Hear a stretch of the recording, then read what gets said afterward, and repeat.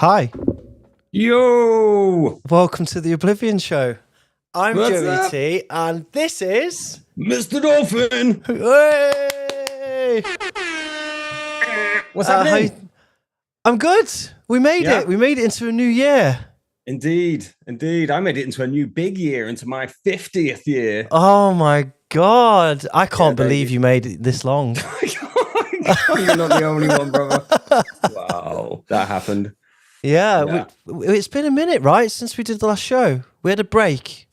December, because I went on holiday, which was much needed. Wow, so we skipped the December show. When I was setting up today for the show, I was like, it feels like ages since we've done this. And like, I had to remember how to do everything again. Man, yeah. It's been good though, hasn't it? We did, so we've had Christmas and all that sort of stuff. We had Prospects, first of all. I played at Prospects. Excel, we DJ'd at Prospects. What a party. What a party. Really, really good. Then I went on holiday for a few weeks. Then I went to the UK for a few weeks. And then, we've just been spat out into this year. We did your birthday party, which was great. It was. I mean, massive props to Lizette for putting all that together.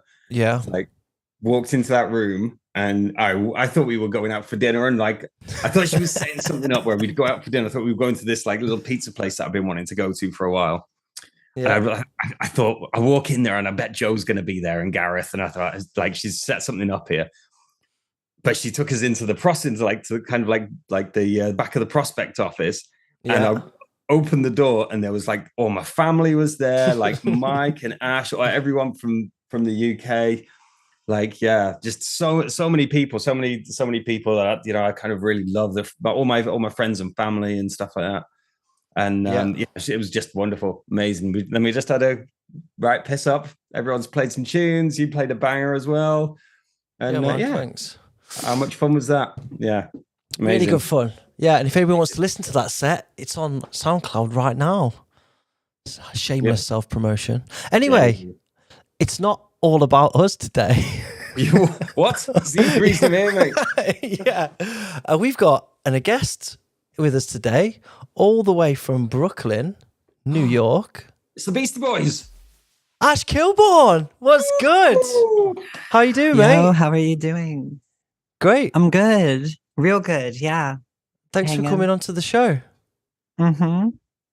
How is it in Brooklyn? It's cold as fuck. I've got the space heater like on my legs. I don't know. It's kind of sunny out. It's a good day. Nice. And what have you been afternoon? I woke up. I made breakfast, which was also lunch. I came here. I don't know. It's Wednesday. Okay. Weekday. No, I don't know. Working on music. Played some shows. Life is good. Awesome. I'm going to say hello to some people in the chat because we've got a busy house at the moment. Let's see who we've got in. Shout out to Manu. Manu's in the chat. Hey, brother. How you doing? GlitchGirl, Eric Hamburg, Luke Gurdon, Lars, Martin Hamburg, Prop, Viscera. Randy's already gifting subs in the chat. So big up Randy for gifting memberships. Carnage Corpse, John Pert, Jay Trussid, Gate System, Cam, of course, Starving Insect, hey Alex, bro, KRYTIKA, Dean Devastator. Great set from Alex at Prospect XL, by the way. That was really good. Really good. Got some nice videos as well of that. It was really nice vibe in there. Nano Storm's in, Cancel's in. Hey Davey, bro, how you doing? Hey Davey. AZ, Dolphinski, Antagonist, Zornus Maximus. That's me. You just reading out names now. Yeah, just scrolling, mate. Just scrolling. Stefan ZMK, easy bro. Hey, Stefan. Downstairs. And an absolute shitload of other people. I'm not going to labour the point there. Thank you all for tuning in. I hope you're all well and this new year is treating you well already. For those who have been on dry January, now is the time to get fucked up. So I'm going to be opening... It's the 1st of February, isn't it? 1st of February. I'm going to open this kind of hardcore beer right now. It's a toast. Cheers. On the subject of hardcore beer, Nice segue there.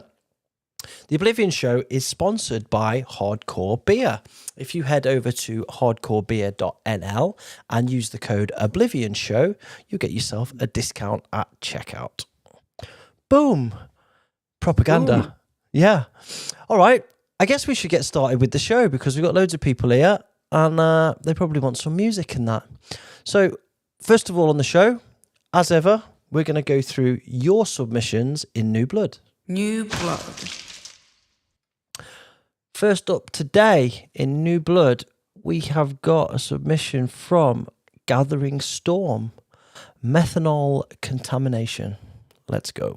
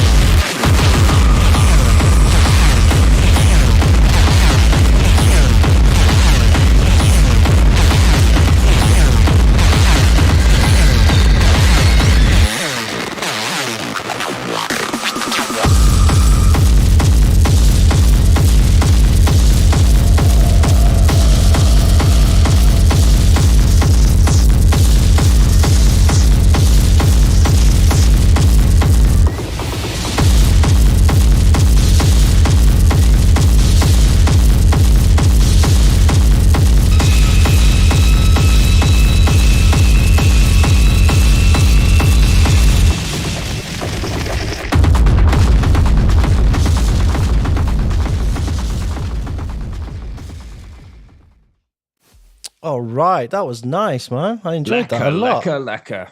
Really good. Nice. Yeah. A little bit about Gathering Storm. It's two brothers from the Netherlands, Martin, and there was the Hamburg brothers, basically. Give me 1 second. My spreadsheet is acting all kinds of weird here with information on. Oh. Here we go. Inspired by a lot of great, slow and experimental music that has been gaining some traction in recent years, like KRTM's releases on Arts, Conrad, Ophidian as 10CLS, Strange Arrival, Noel on Scandork, etc. We are working more and more on slower and alternative industrial music. Methanol is a horrible substance. Don't ingest it. Thanks for the advice. Once upon a time, I was using formaldehyde. I think I said that right for something, and I got jump scared. Formaldehyde. That's it, formaldehyde. And I got jump scared as I thought it was contaminated with methanol, which can happen and will mess up the formaldehyde application. It was thankfully not the case. but it did bring inspiration for a song title. We're just embalming some dead bodies on a nice summer just afternoon. Casual, yeah. So, Ashe, what do you think? Oh, it's a banger. Yeah, no, I love this. The main loop, I know it changes, but it's so good. Like, you kind of can't even. It's not like, oh, it's like bop bop do da da. Like, it's very just like chaotic and like alludes, like understanding. Kick is sick. Like, there's a good like rhythm in the rolling, like low end. I think Cancel wrote like a transient to make it clear. Like that could help, but like. Yeah, I still love how thick and like dull the sound is in a sense too. Just like a little talk, tiny talk, not an actual talk. Yeah, but yeah, I mean, really cool track. The track's not about the mix down, really, is it? I mean, it's just everything's just crushed up into a massive metal blender and then and then fucked up. It's music for massive squat parties. I think it's like you know. Honestly, I'm not sure that having that much for transient would make that much of a difference in all, you know, all the mess that's going on, the crunchy 303s. It's got a groove. It sounded, I mean, it was so just, crunchy, crispy. Yeah. All the kind of dark. Yeah. Loved it. Really good. Yeah. I liked it as well. In the chat, Ignian System /cancel says, nice vibe, needs a bigger transient in the kick. Would advise to balance the mix and create more room for the sounds to let it breathe more. Great idea. Props. Starving Insect says it sounds like something off TTM in 2003. That's a fair call. Drastic saying pile driver kicks. Yeah, get behind that. Skeeter saying that's sick. Easy Skeets. All right, Skeeter. Yeah, generally everybody's really liking that. Really good start. Yeah, they sent us. We took a couple of tracks off them a little bit ago, and Steph and I have been analysing and giving some feedback, or writing some feedback to give. And they sent us a pack with all the fresh stuff in last week, and there's some really good stuff in there. So we're gonna be back to you soon, guys. So keep up the great work, and we'll speak real soon. All right. Nice. Next up, we've got. I think this is BDAcid or BDAcid. Anyway, BDAcid, Inbound.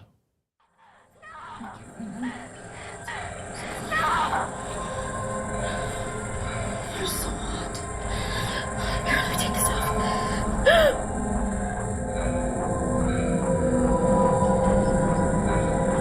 What is it? I remember.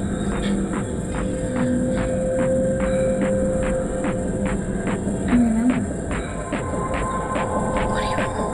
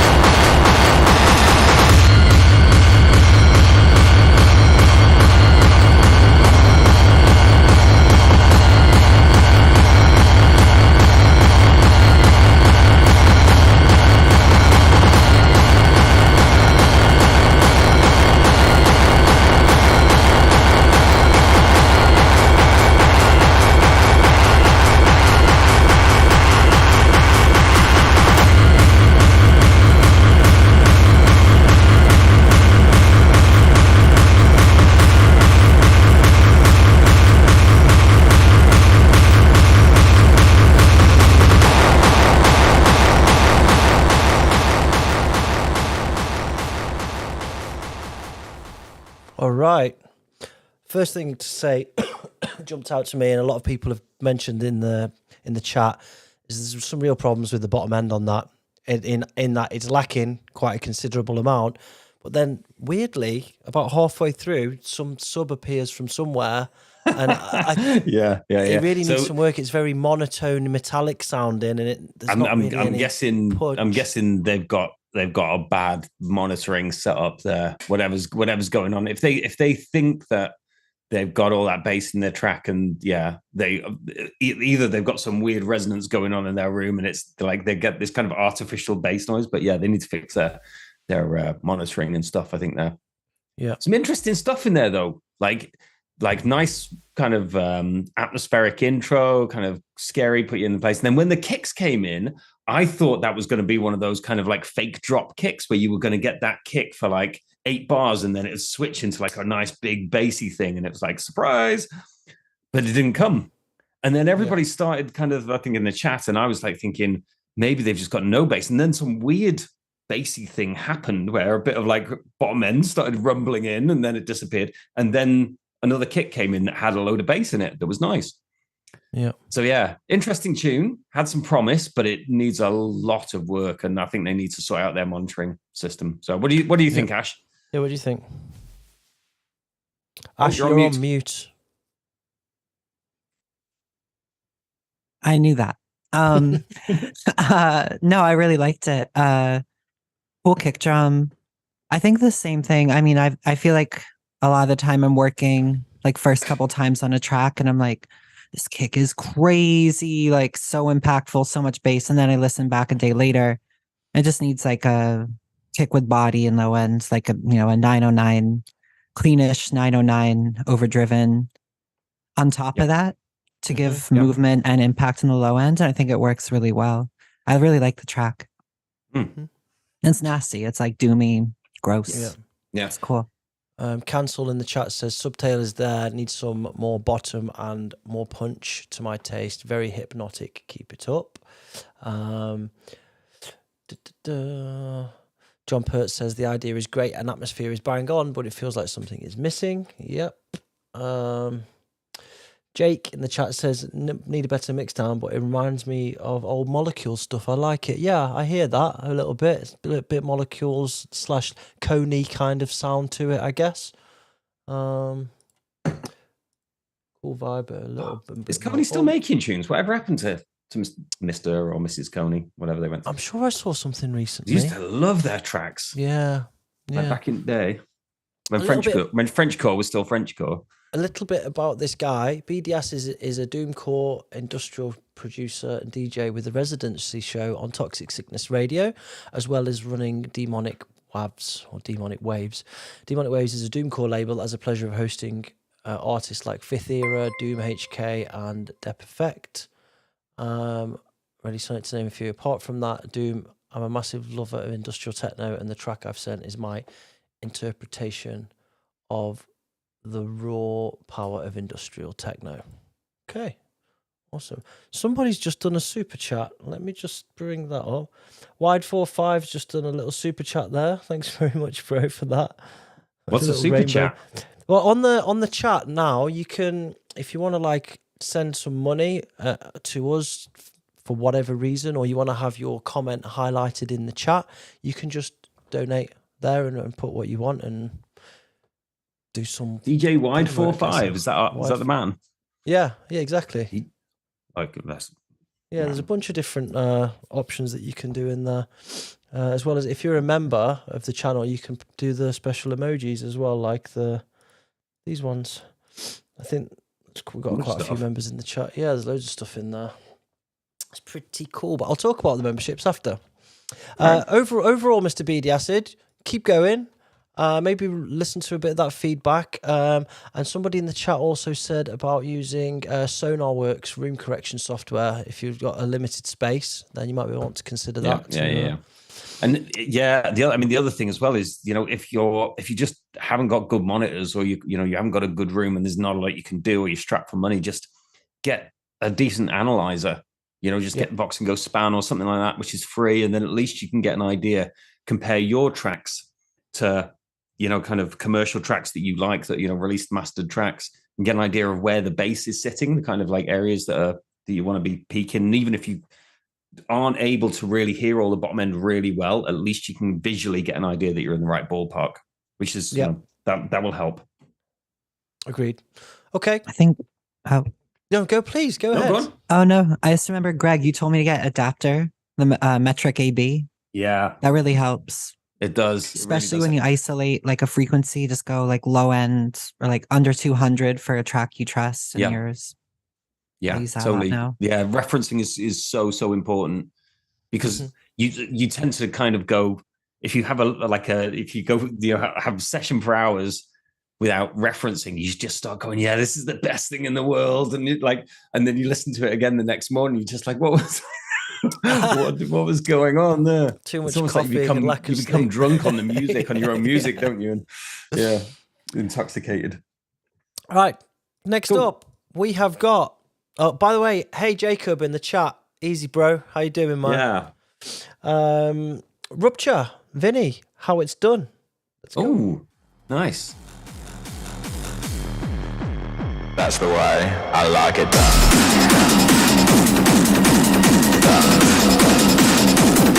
I like it done.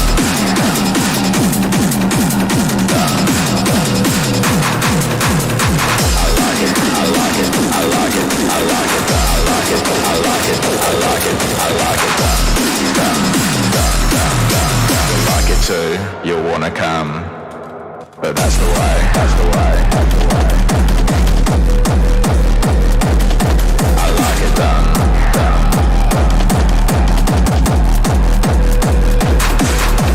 That's the way. That's the way. That's the way. I like it done.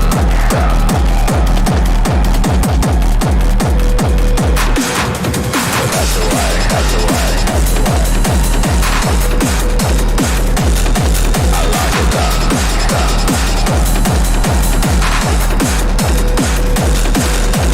That's the way. That's the way. That's the way. I like it done. You like it too. You wanna come.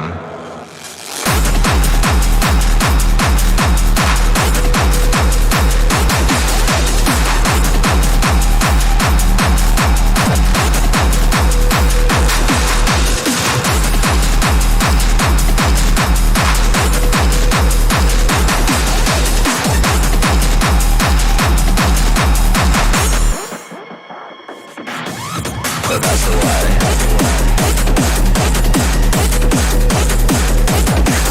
like it done.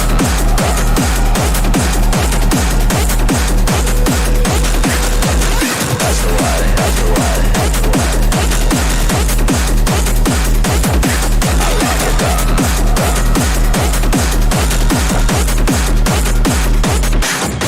But that's the way.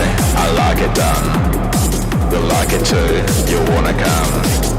So get him off and get it on. Let's do it dirty, I know it's wrong, but that's the way I like it done. You like it too, you wanna come. So get him off and get it on. Let's do it dirty, I know it's wrong.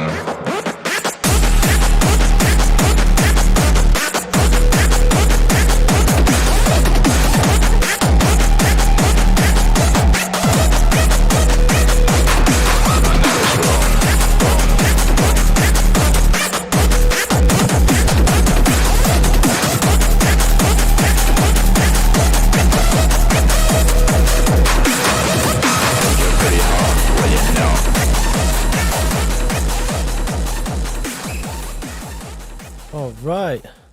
Something very German about that. couldn't quite put my finger on it. A little bit about Vinny Rupture. One second, sorry. Yep. Hey guys and girls, been working on a lot of collabs recently, but finally found some time to continue on this solo track of mine. I'm looking forward to get some feedback on it. Enjoy. Cheeky kisses from the smallest producer in Western Europe, and possibly even Vinny is tiny, isn't he? I really like that, him. you know? I really like the vibe of it. Yeah. What do you think, Ashe? Really liked it. Yeah. It's a good sample. Like I love how it just, the delay trails feels like musical. Like it's not just vocals, you know, it's also got like a musicality. Yeah, I don't know. It's good. Yeah. Good track. Yeah. Had kind of like, got really into it, didn't you? After a little while, just kind of got that nice groove. I forgot it was going about to finish. That's why I rushed back. So I was enjoying it. I was just yeah. So like but like after a little while, I started thinking it could do with some progression, like some change it up here. And then the more I listened to it, the more I kind of just got into it. I was like, no, it's just nice doing its thing, just doing its kind of groove. It's got that kind of that thing that techno has, where it just kind of sucks you in and just like you're just on this little ride with the track. It was really nice. And found the vocals were kind of a little bit kind of like bit camp in a kind of German techno way. You know, kind of big bald head and a little leather waistcoat kind of way. I was thinking about as well. Yeah, like something very Berghain about it. Yeah, totally. Yeah. But really, really good vibe. Really, really liked it. Go, Vinny. Yeah. Chat saying, nice job, rich sound and nice mix. The vocal is catchy. Try to check if you can make the vocal darker, for example, TOA when the price is right. Yeah, I agree. I don't know about the vocal though. If it loses its cheeky edge, then I might not be so into it. Yeah. I could hear this tune being played in a club scene in a TV or a movie. Yeah, maybe. Starving Insects written, never mix sex and industrial hardcore. Okay, Alex. That's a terrible rule. Always mix sex and industrial hardcore. We've never lived by that rule at all. Hey, Gemma. Good evening. How you doing, girl? Hey, Gemma. Jacob says the right said Fred vocals. Yeah. Getting that vibe. Definitely. Oh, wow. Jacob doesn't like the leads. Eric Hamburg likes it. Mykoz, hey bro, I didn't see you there. Nice solid track. Not my cup of tea though. Yeah, I thought it was good. Yep, I liked Somebody said it sounds a bit like One Night in Hackney. It's like a German One Night in Hackney. Nice. All right, next up we have got the Carnage Core. Evil has survived.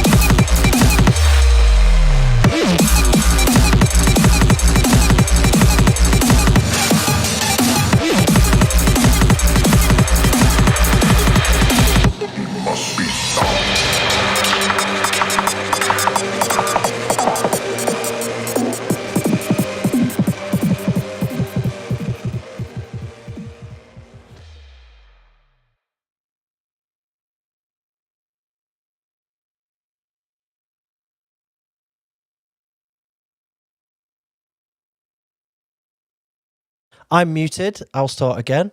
Another great submission from Carnage Core. Their sound's constantly evolving, changing. This one's got a lot more breaks in it. Somebody in the chat said it sounds like Eri or Goldberg variation, or what somebody said, hallucinator style. That kind of vibe I got from it as well. Mass duo from Slovakia, members of the Drum Match crew. Project started in 2019. Our inspiration comes from multiple music genres. You can check out all other releases on Spotify and SoundCloud. We're also preparing a free download tune to be dropped at the beginning of February at our SoundCloud. Let's go and have a look. I'll put the a link to the SoundCloud in the chat so that if you want to go and grab that free tune, then you can. And I guess it will be, there's one month ago, 2 months ago. I guess there's one just about to drop then. There's loads of content there. Greg? Awesome. Yeah. Loads of fun, loads of switch ups, loads of triplets. Loads of like amens and a bit of everything. Kind of like nice pocky kick drums. Yeah, it's just a kind of fun track. Lots of variation, lots of cool stuff. And I think I said the last time we talked about these guys, I've got a lot of respect for how many tunes they're getting through, maintaining the kind of quality and getting better and better each time as well. Mm-hmm. These are guys that really can get tunes finished and getting stuff out there and keep moving on. And progression is very obvious, I think. So yeah, great stuff. Ashe? I was joking to you earlier. It's not your flavor, is it? It's not my flavor, no. But no, but it's cool. I like the triplets, like the kind of fake out, the tempo fake out, the start where you can't determine if it's the time or 1 1/3 of the time. That was fun. I feel like the punch, like the kind of clean hardcore punch, that like talk part. Like he's doing like he's evolving it through the track, but the like clean, like untouched version is a little too clean for me. Maybe like it could be a little. Also, maybe the vocals too. Like the vocals weren't loud enough. They need to come up like 3 or 4 dB easy. Like they need also like turn them up. A crunch or something, or like flange then distort, or like slight phase then distort to give it like a little more character. Yeah, cool track. Yeah, definitely. Yeah. Okay, chat's liking it. Roll them R's. I don't know what that means. People liking the snare. People saying everything you hear from these guys just keeps getting better and better. Keep up the great work, man. Yes, I left the chat on the screen during that, and everybody could see Jay's comment about his penis to balls ratio.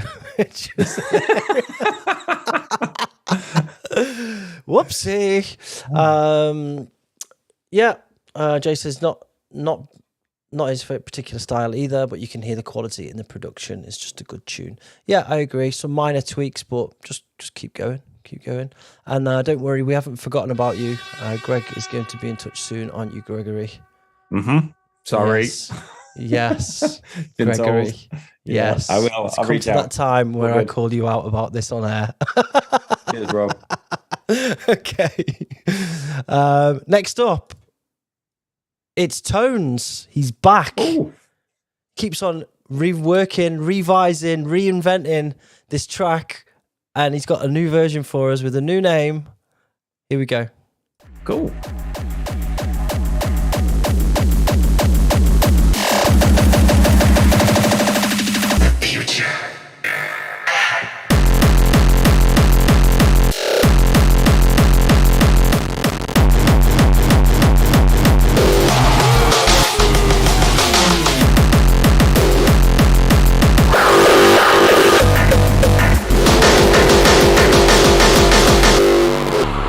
Eternity.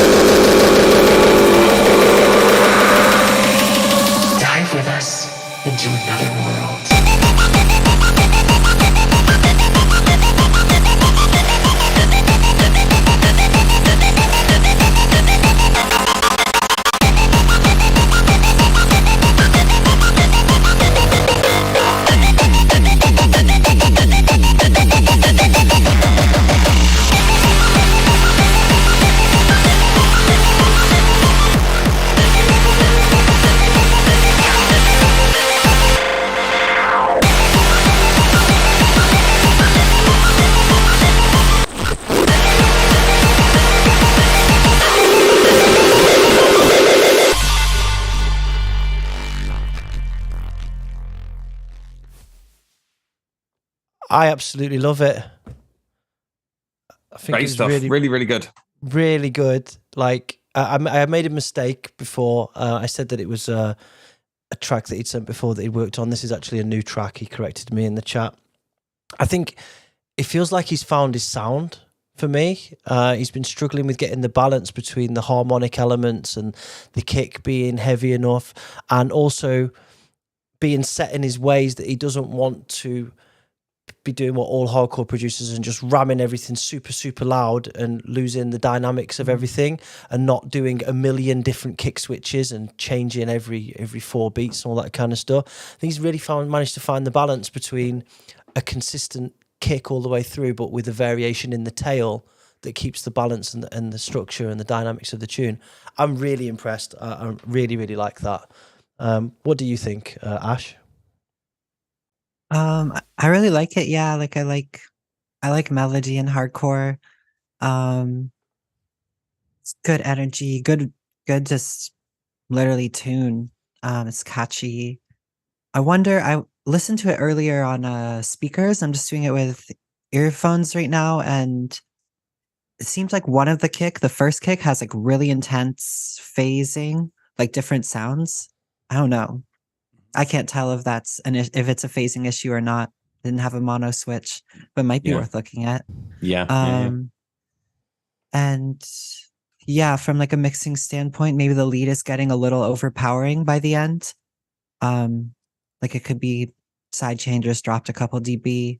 Mm-hmm. Also, too, I feel like it's a pretty clean, like serum-y, like really full and crisp synth. Mm-hmm. So like, at least in fills or something, fucking it up a little, like degrading or like bit reducting the sound could be cool, but it also could not. It's a cool track. Yeah. Just finishing touches. Agreed.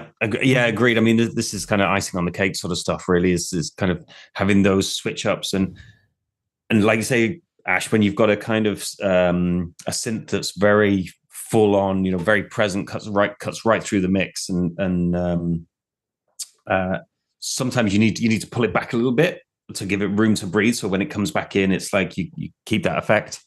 So yeah, but this is all kind of little things. I love the vibe of the track. I think Ashe's Ant's come a long way with his production, with his thinking about his structure and how he's building a story through the track.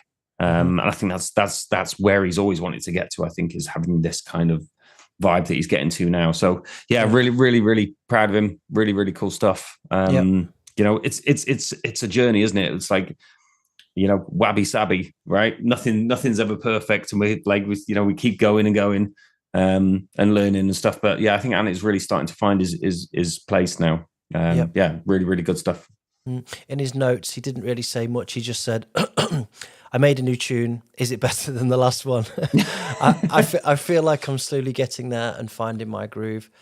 For you, Joe, I've used multiple kick drum types in there. Because before I complained that it got a bit boring, that it needed something, but he didn't want to go completely down one end of the spectrum. So I think he's found the balance. Thanks for the feedback. It's super motivational. I think you're doing a great job, Ant, and I think if you get this finished off, this and In Your DNA is a solid release. Honestly, I was listening to them both last night, and I think that's a good release. So keep it up. Fucking superb. Yep.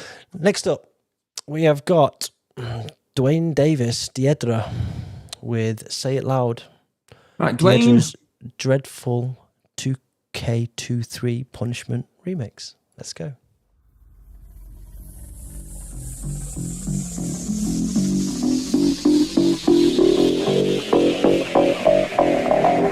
You have fought admirably on your journey, cursed undead.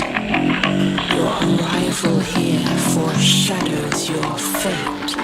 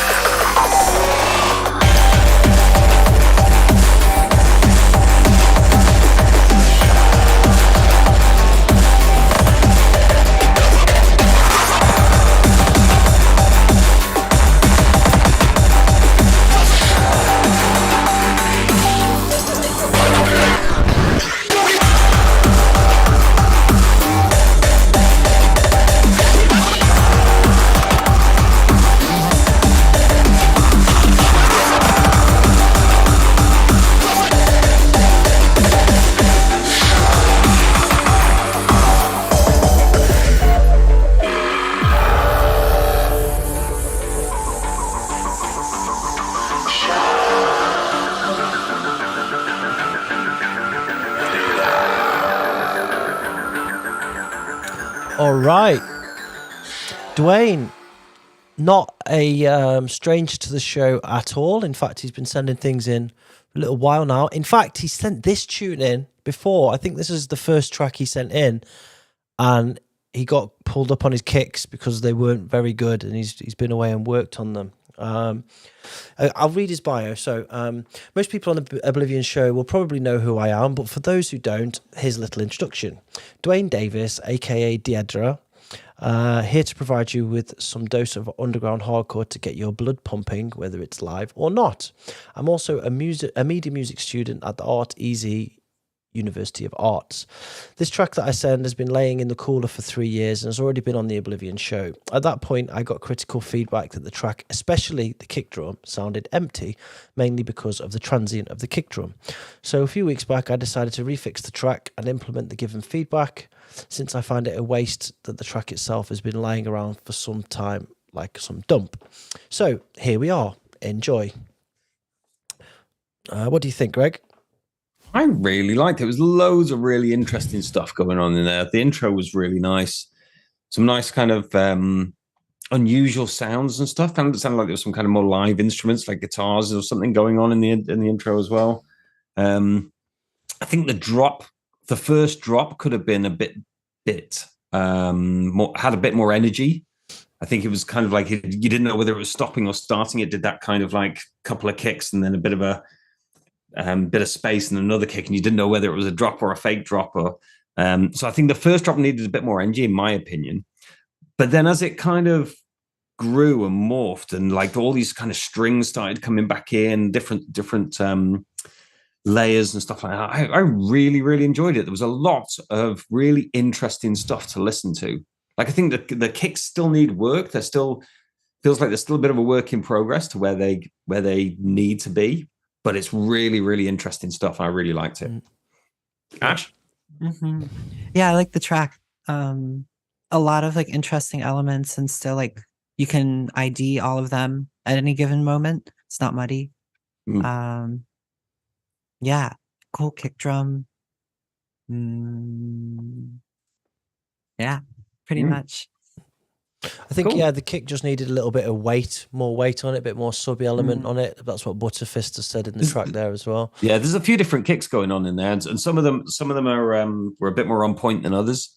But it's definitely playable. It's much, much better than it was. Well, I think earlier, whatever.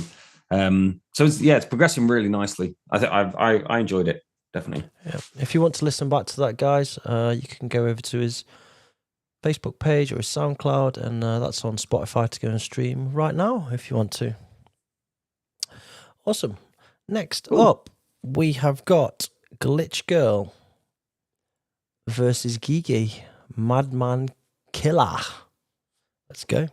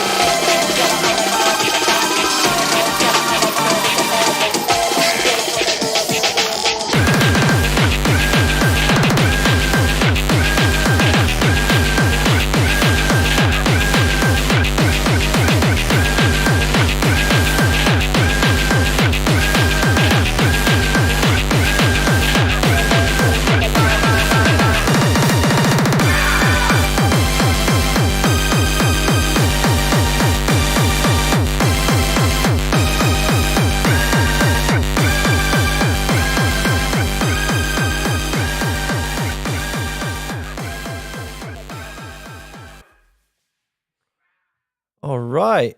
Crazy party, breakcore, glitchcore, everything cores. That was fun. Yeah, it was a lot of fun. Yeah.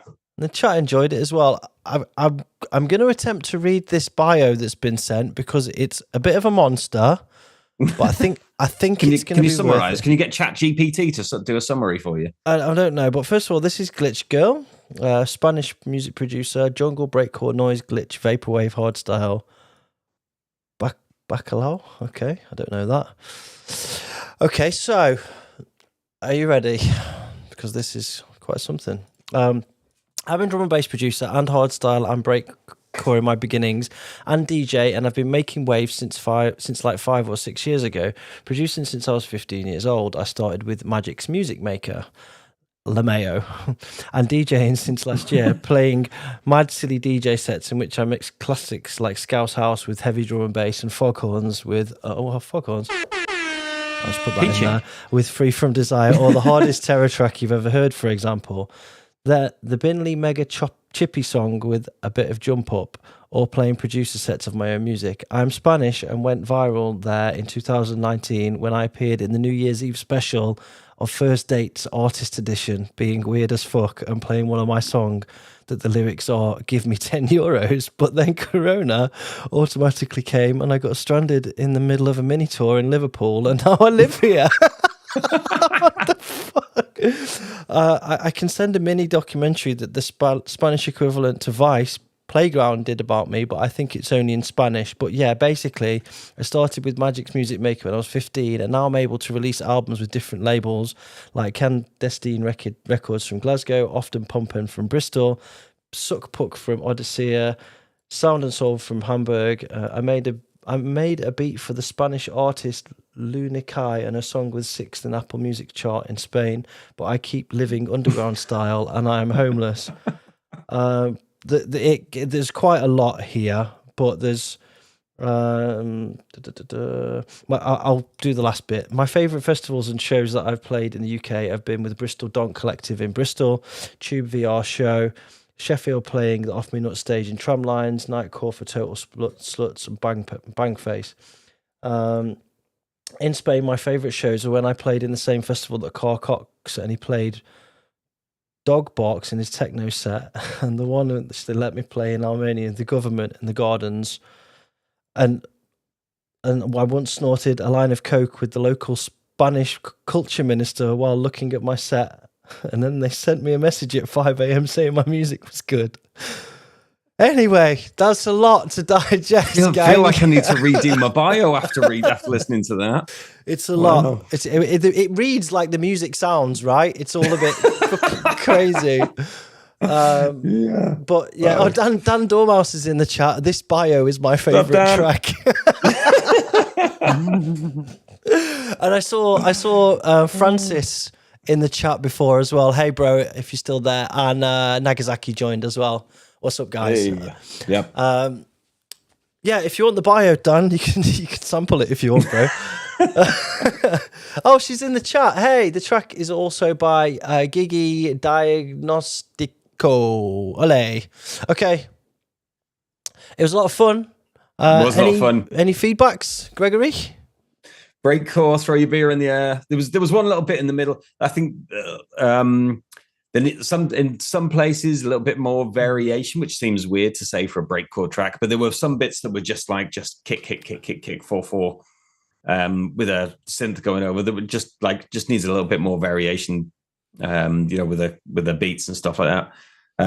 But overall, I mean, it does exactly what it's supposed to. It's breakcore, it's fun, it's like I say, throw your beer in the air music. Yeah, all good. Yeah, Ashe, it feels kind of silly, like being I don't know, it's already working on its own terms. I don't know what I can add, but it's like being really drunk when you're 13. True, I think. I feel like maybe similar take, Greg, but like I feel like the kicks were doing their thing, but the big like super saw lead is like kind of stays pretty predictable, and like switching that up could be fun. I think kind of said a similar thing about another track, but yeah, crazy, too crazy. Yep. Awesome. Keep up the great work and being your crazy self. It sounds amazing. Indeed. Yeah. So that was the end of the New Blood. New blood. But wait, there's more. So I wanted to do a little bit of a showcase / congratulatory section, if you like. There's been a few people that have come through the New Blood that have gone on and been signed to labels and had some strong releases come out recently, and I just wanted to throw a bit of light on them, really, because I think they deserve it. They've gone a long way, and I think it's only fair that we throw a bit of light and a bit of respect their way. So first of all, I'm just going to quick fire through these. We're not going to give feedback. We're just going to play these, and I'm going to jump through them quite quickly. Ashe, if you need to go to the toilet, or Greg, if you need to go to the toilet, then fine. But I'm just going to ping through these and give these guys a bit of respect, okay? So first up, we've got KRYTIKA, who just had his release come out on Prospect. This is Anarkis. Enjoy.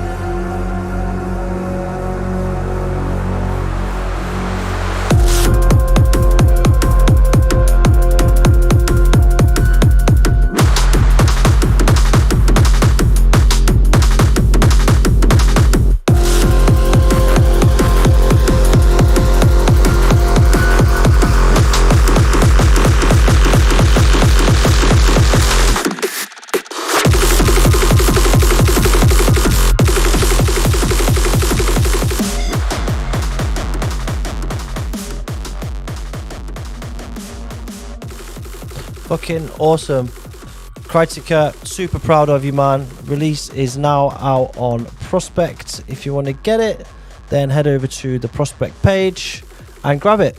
Mastering by the DJ Hidden. Respect, man. You earned that. Fucking big up. Next up, we're going to go straight in with what we got here.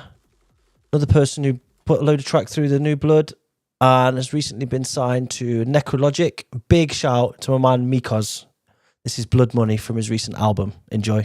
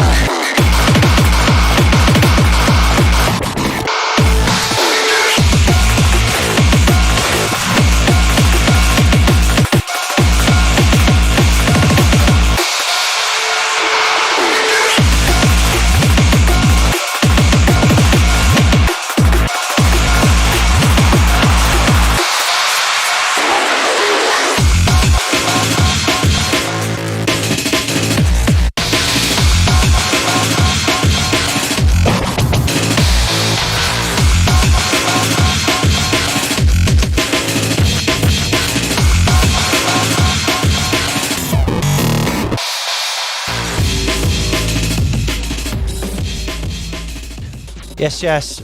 Big up Mykoz. Yeah, really nice. Come a long way, bro, and you fucking deserve it as well. I'm going to drop this in the chat, and I'm going to move on to another one real quick, because we're just celebrating people's success right now. There's a link to that in the chat. Wicked. Next up, somebody else who came with Through the New Blood. We got Rage Hardcore. This release is just about to drop on Survival. This is the last selection. Enjoy.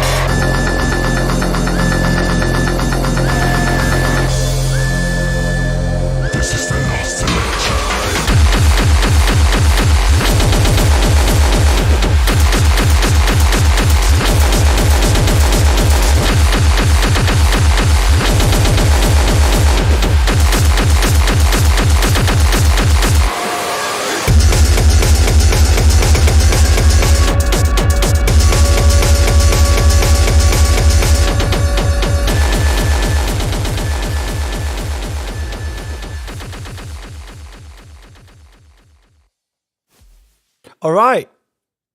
Big up, man. Ben, fucking sick. Smashing it. All three of you. Really proud of you guys, man. You deserve everything you're getting at the moment. Respect. People calling out for Butterfist in the chat. I'm not going to play more Butterfist, not today. We've done Butterfist quite a lot recently. Yes, he's probably one of my favourites from the New Blood. Might play some in a bit, but I just wanted to give those guys some respect. That last track was actually submitted for feedback on the New Blood, but I think it's signed and it's coming out on his album, so I think it's best for us to just show respect, really, to those guys. So big up. Awesome. All right. Okay, I guess we're coming on to... Richard's in the chat. Hey, Richard. How you doing, man? I guess we're coming on to the section about you, Ashe. Are you still there? Oh, I thought you were frozen then. You were very still. I was like, she's had enough. He's fully zen. Gone. So, yeah, let's talk about you. First of all, and again, thank you for coming onto the show. We really appreciate it. It's not a particularly convenient time of the day for you there in Brooklyn, so respect. Middle of the afternoon, bro. It's a fantastic time. What would you normally be doing now? Working? Is it? What do you do? Tattooing? Is it? I tattoo, yeah. So normally it would be tattooing upstairs here. Oh, okay. Yeah. Nice. Got you. This is fun. Better.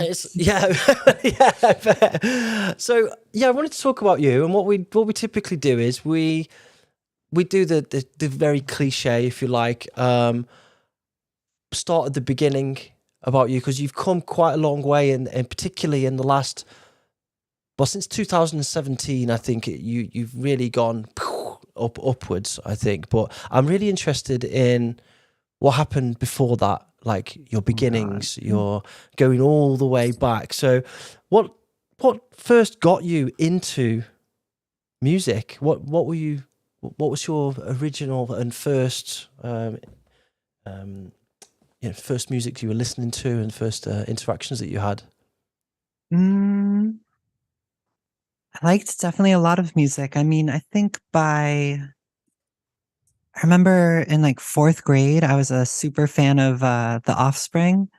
And then I was reading their like album notes, and there was like this really like fucked up song about like axe murdering like your family and your girlfriend. I was like, whoa, like music is too crazy. I'm getting out of this. I swear I didn't listen to like music or like popular music for a few years. And I was listening to Weird Al at the time. I still led in Weird Al, and he had like versions of like the Strokes, the Vines, all this shit in middle school. So I got into that. Yeah, I think I liked a lot of indie rock. I liked a lot of like crust and hardcore and punk in high school. It was definitely like, I think maybe one of the first genres I felt really passionate about, like hardcore punk and crust stuff. Yeah, that's the beginning of it. And so when did you start actually like making music? What was the, how did you get into that? I went to college and I was on the same like dorm hall as someone with like a bunch of monitors in their room. Like I saw it from the hallway. I was like, I bet they can steal Ableton for me. So I gave them my computer. They torrented Ableton freshman year, like first week. And there were people there who also made music. So I spoke with them, kind of like try to figure out like, so is DJing the same thing as producing all this? Yeah, and I don't know, learned what a VST was. Started DJing too, just like at college, mostly So for at the the first same year time, or two. it was in parallel. Kind Pretty of much thing, the same time, and also just initially I was DJing off my computer, like through Ableton. But yeah, getting more familiar with Ableton with like basic sound stuff. Where are you at college, Ash? Was that in New York, or you? New Jersey? No, I was in wasn't it? Connecticut. Oh, No, I'm from okay. New Jersey, but I was in Connecticut, Wesleyan University, liberal arts school. Cool. Yeah. I went hoping to do like a studio art major, but did not get into like the prereqs, so I didn't. So what was your like your first gig then? First gig was like I was home winter break my first year, and it was like a friend's basement. They had like like a PA basically. Nice. Did you learn on CDJs or vinyl? Vinyl, of course. No, hell no. No, I learned on damn like Tractor.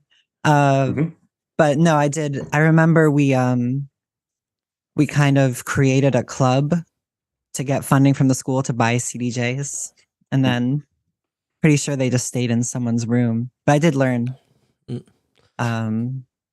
Yeah, I didn't touch vinyl until maybe like 6 years ago. Okay. That was all like 10 years ago now. Just freaky.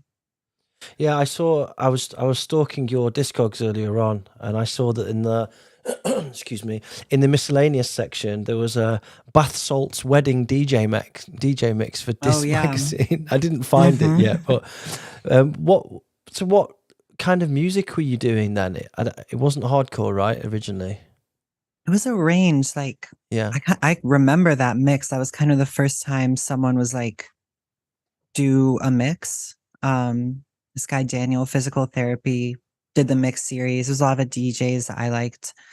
And I'm Googling bath salts wedding. I'm just getting bath salts Oh, you could buy as a wedding gift. But yeah, it's not that it was kind of bath arranged. salts It was you a meant, lot right? of yeah, it was kind of like freaky or trying to be freaky a little. Like there's a lot of like Baltimore Shakeoff, Philly club music. There was like I remember there's like a Tommy Knocker track in that one. There's some hardcore. I think there was like a happy, like old school, like 90s happy hardcore track. Oh, here we go. The track listing. Yeah, now, what's look. in there? DJ Sammy, We're in Heaven, Scooty. There you go. Scooter, You Messiah. know. You get the vibes. Scott Brown, bangers. Mary J. Blige. Bit of You've got Scott everyone. Brown in there. Look at that. Go on. Hugh Allen, R.I.P. Oh, true. Oh. Love Scott. Yeah. Okay, I'm remembering new things now. You're welcome. Or like, you know, the John Dalbach track at the end, like I think I sped it up like to double time. Like it was Nice. sort of trying a bunch of stuff out.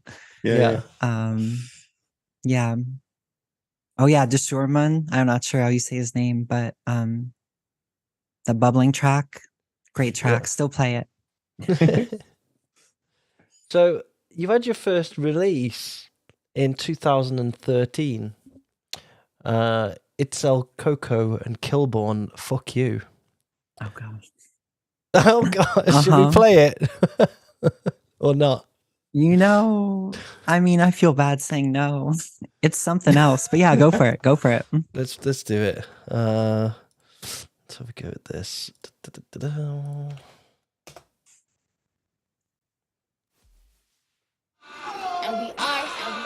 Hey, Kilbourne, go ahead and drop that, bro. And I'll leave the cameras on so we can see you cringing.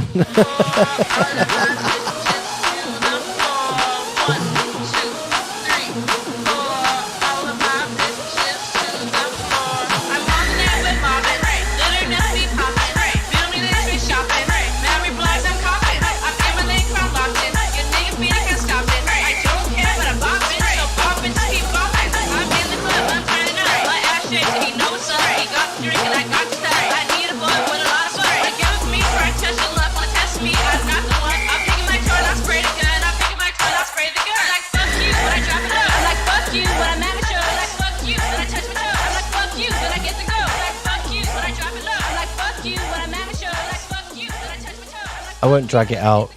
I love it. Yeah, it's not bad to be fair. Like a bit of booty bass kind of sound. Yeah. So that was Awesome. your first actual release. How old were you then? Like that's like 10 years ago. You can't have been very old. Yeah, I was 20. Yeah. 20. Yeah, 20. Mm-hmm. And so, yeah, and Itzel Xoco, that's just a friend from a local friend, or I don't know the name. So. I didn't know her super well before this, but she was like a rapper friend. She had other tracks as well. I came down, she was living in New York, and so I came down for a weekend like from school and I think like recorded it in the bathroom. Yeah. Awesome. I loved That's it. awesome. Yeah, me too, man. Yeah, should never forget your roots at all. So True. you had a few years where you put a few little bits out as well. There was Satisfaction, 2014. 2016, you put out Stop Trying to Hit Me and Hit Me. Oh yeah, I was trying to make like a jump style track kind of thing, or like kind of the shit, like not a proper jump style track, but like maybe like when you find like a really fried video on YouTube of like like uploaded like 12 years ago, and it's like a jump style or like hard bass song, and it sounds so nasty. Yeah. That was Whatever happens what to I was jump style? trying. Where did that go? Does anybody still Yeah, it's do still jump happening. style? Isn't Is it? it? Yeah, I think so. Yeah. not around me. That's right. Brilliant.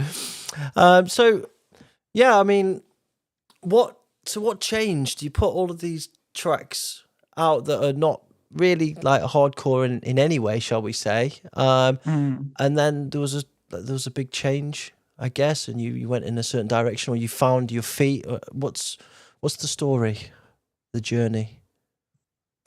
I mean, I think there's a lot of things that went into that. I feel like partially, like for some of the music I was making, it's like really like explicitly like Black American working class music. And speaking with people at the time, like they were like, is this kind of like odd, just as like I don't know. I don't know. I don't think it's off for like white people to be involved in music that isn't like historically white. Obviously, No, all music like traces back to Black music, but I think it was more this odd thing of you know, I would make a track, and because it was so novel, like to have like a white person doing this, it would get like a lot of attention, and that felt weird, like not really based on merit, but more of the kind of novelty, I guess. Anyways, that's part of it. But another part was just, I think I was attracted to, I don't know, a sense of history, like in hardcore. Like I'd enjoyed it for, I don't know, like since high school. I think high school, someone gave me like the Bonkers CDs, and they would have, like Scott Brown would mix like a hardcore part of the CD. They were the shit. And yeah, so I think it was that. I was like, I fuck with like the fact it's got I don't know, length and history, and like quality, and the sound design is so interesting. It reminded me of like going to like punk and hardcore shows when I was younger, like the energy. There are so many parallels between that version of hardcore and this version of hardcore. It's crazy, right? Definitely. Yeah.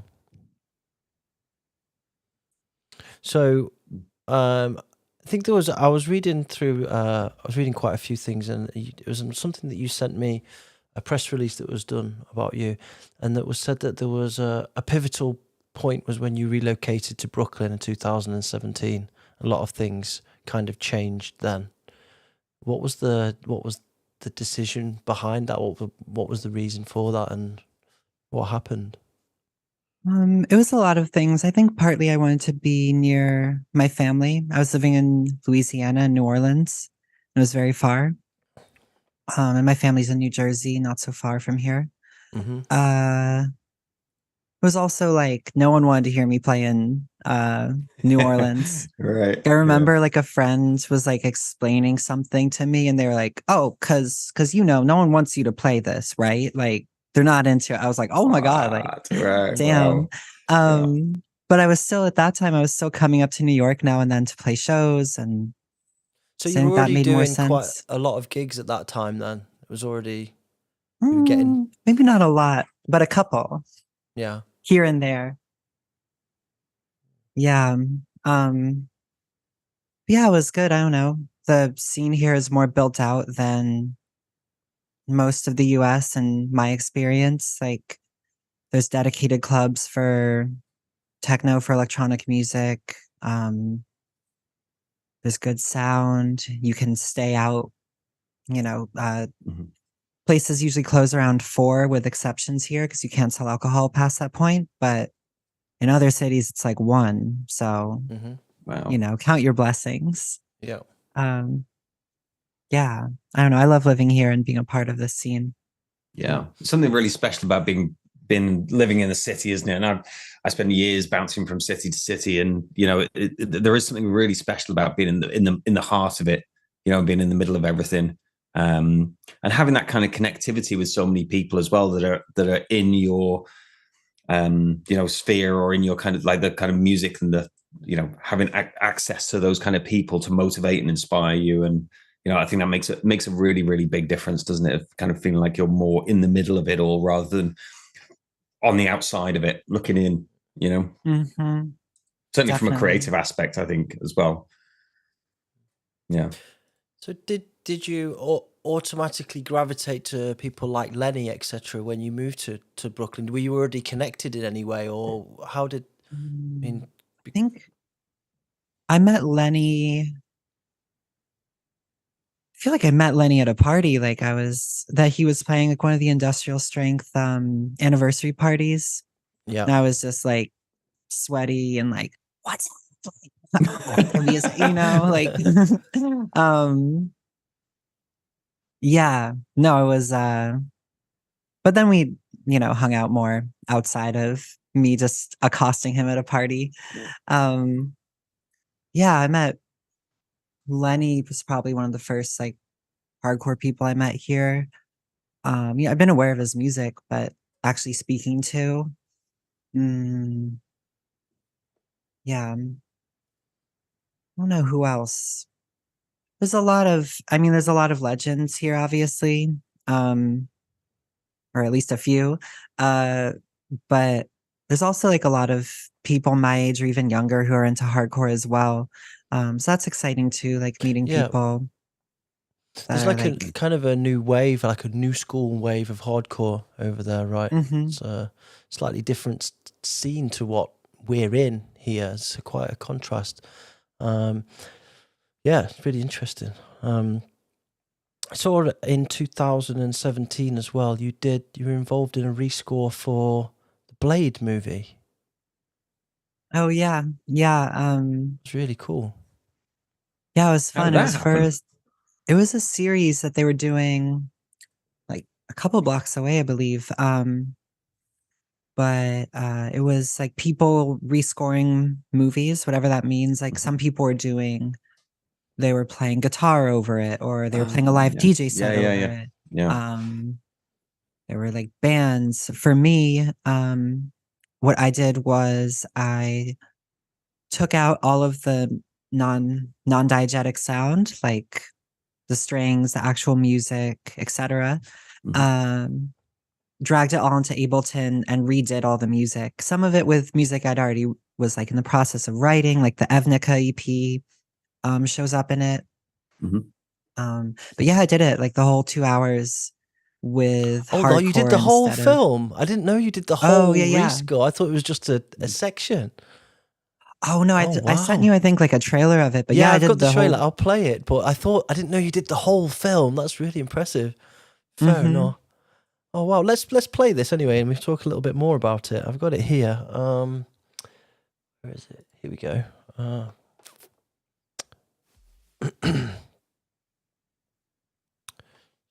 Should be able to do this.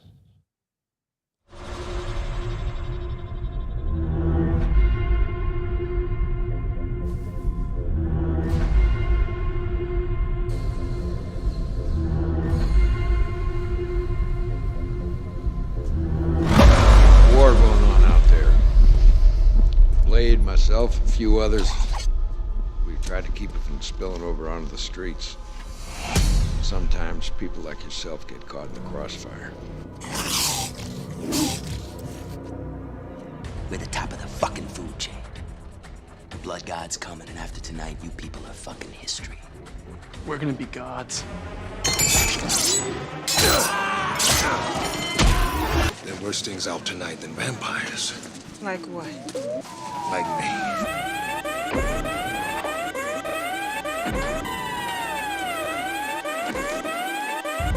Come on, Daywalker!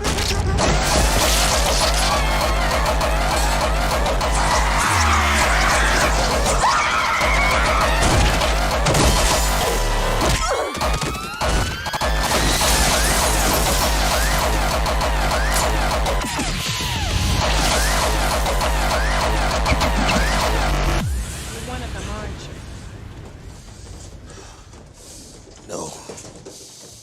I'm something else.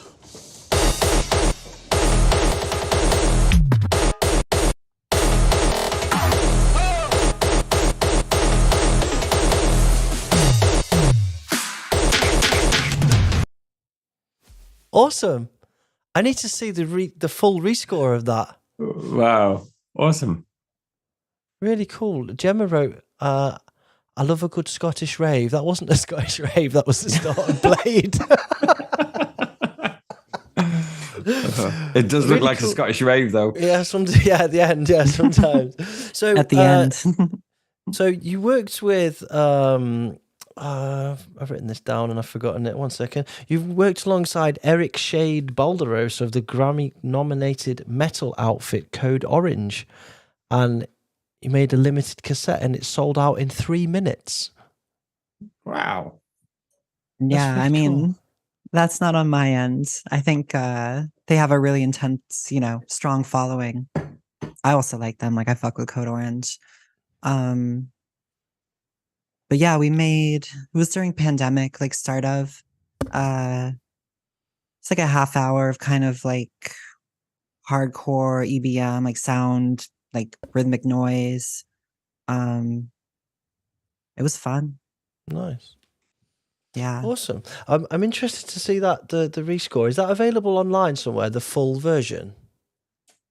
So I still now and then I still show it. Like, I've shown it at a couple film festivals, at like venues. So I kind of try to keep it offline, but anybody DM me, I'll send it to you, including I'll send you after the show. Yeah, man. I'm definitely Awesome. interested in that. We'll watch it on the next after party. It's fun. It's good after party music, movie, Yeah. etc. Hey to Hedvig, who arrived in the chat. Hedvig, you missed the new Tones track. And Vonda. Hey, Vonda's in as Vonda's well. arrived as well. Hey, bro. That's really cool. So, 2018, you get picked up by Ophidian for Meta 4. Tell us all about this, because this is kind of the pivotal point, really, I feel. How did this come about? I think that's pretty much I reckon I'd finished the Blade project at that point. And I had 4 tracks. And I was already like loved Ophidian's music. I liked too, like all the metaphor, like the newer stuff, like Sacerdos Vigilia, Christina Somniac 1, Exome.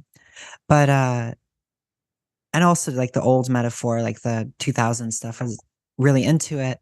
Anyway, it's kind of like there's nothing to lose by sending this. I think I found the email. And so I sent the email being like, I like that stuff. And kind of forgot about it. And a month or two later, he wrote back and was like, there's stuff I'm interested in here. He gave me feedback. Like, he was like, one of the tracks was maybe not fitting as much. So I rewrote one for that. But, and he also did the remix and mastered it, which I think really helped. His engineering is really strong. But yeah, he was down to take it, which was crazy to me. I mean, it felt like I was doing, whatever I was doing in my own little part of the world, and just having him be interested in what I had to say musically was really exciting. Yeah. It's a great sense of validation and stuff, that what you're doing is kind of on the right path, I think, when other people, start taking notice. Really nice. Yeah. Yeah, to get involved with someone like Conrad, with Frank also doing the mastering too, that's great hands to fall into. It could have gone a lot worse, I guess. So, yeah. Yeah. We play one? Yeah, let's play one. Let's play the title track. It's Kilbourne, Evnika on Metaphor.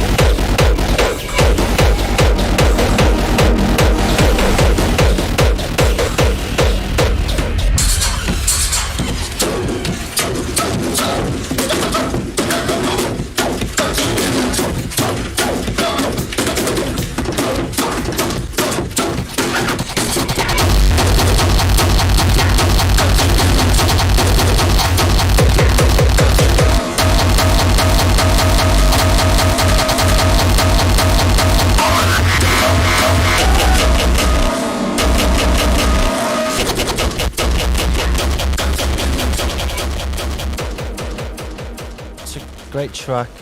And you sent me a little anecdote to add to this, and that was where the sample came from. So should we jump straight to that? And it makes sense why the track is called Evnika now.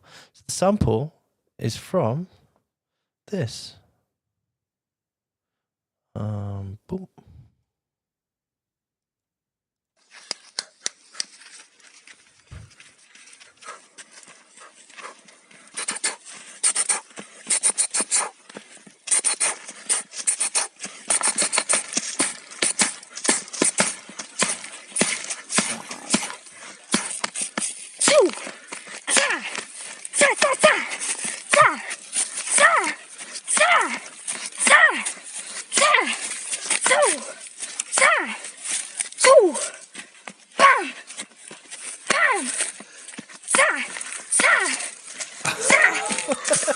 Yeah, it was like a viral video, like girl. Yeah, I remember tree. it. Oh my gosh!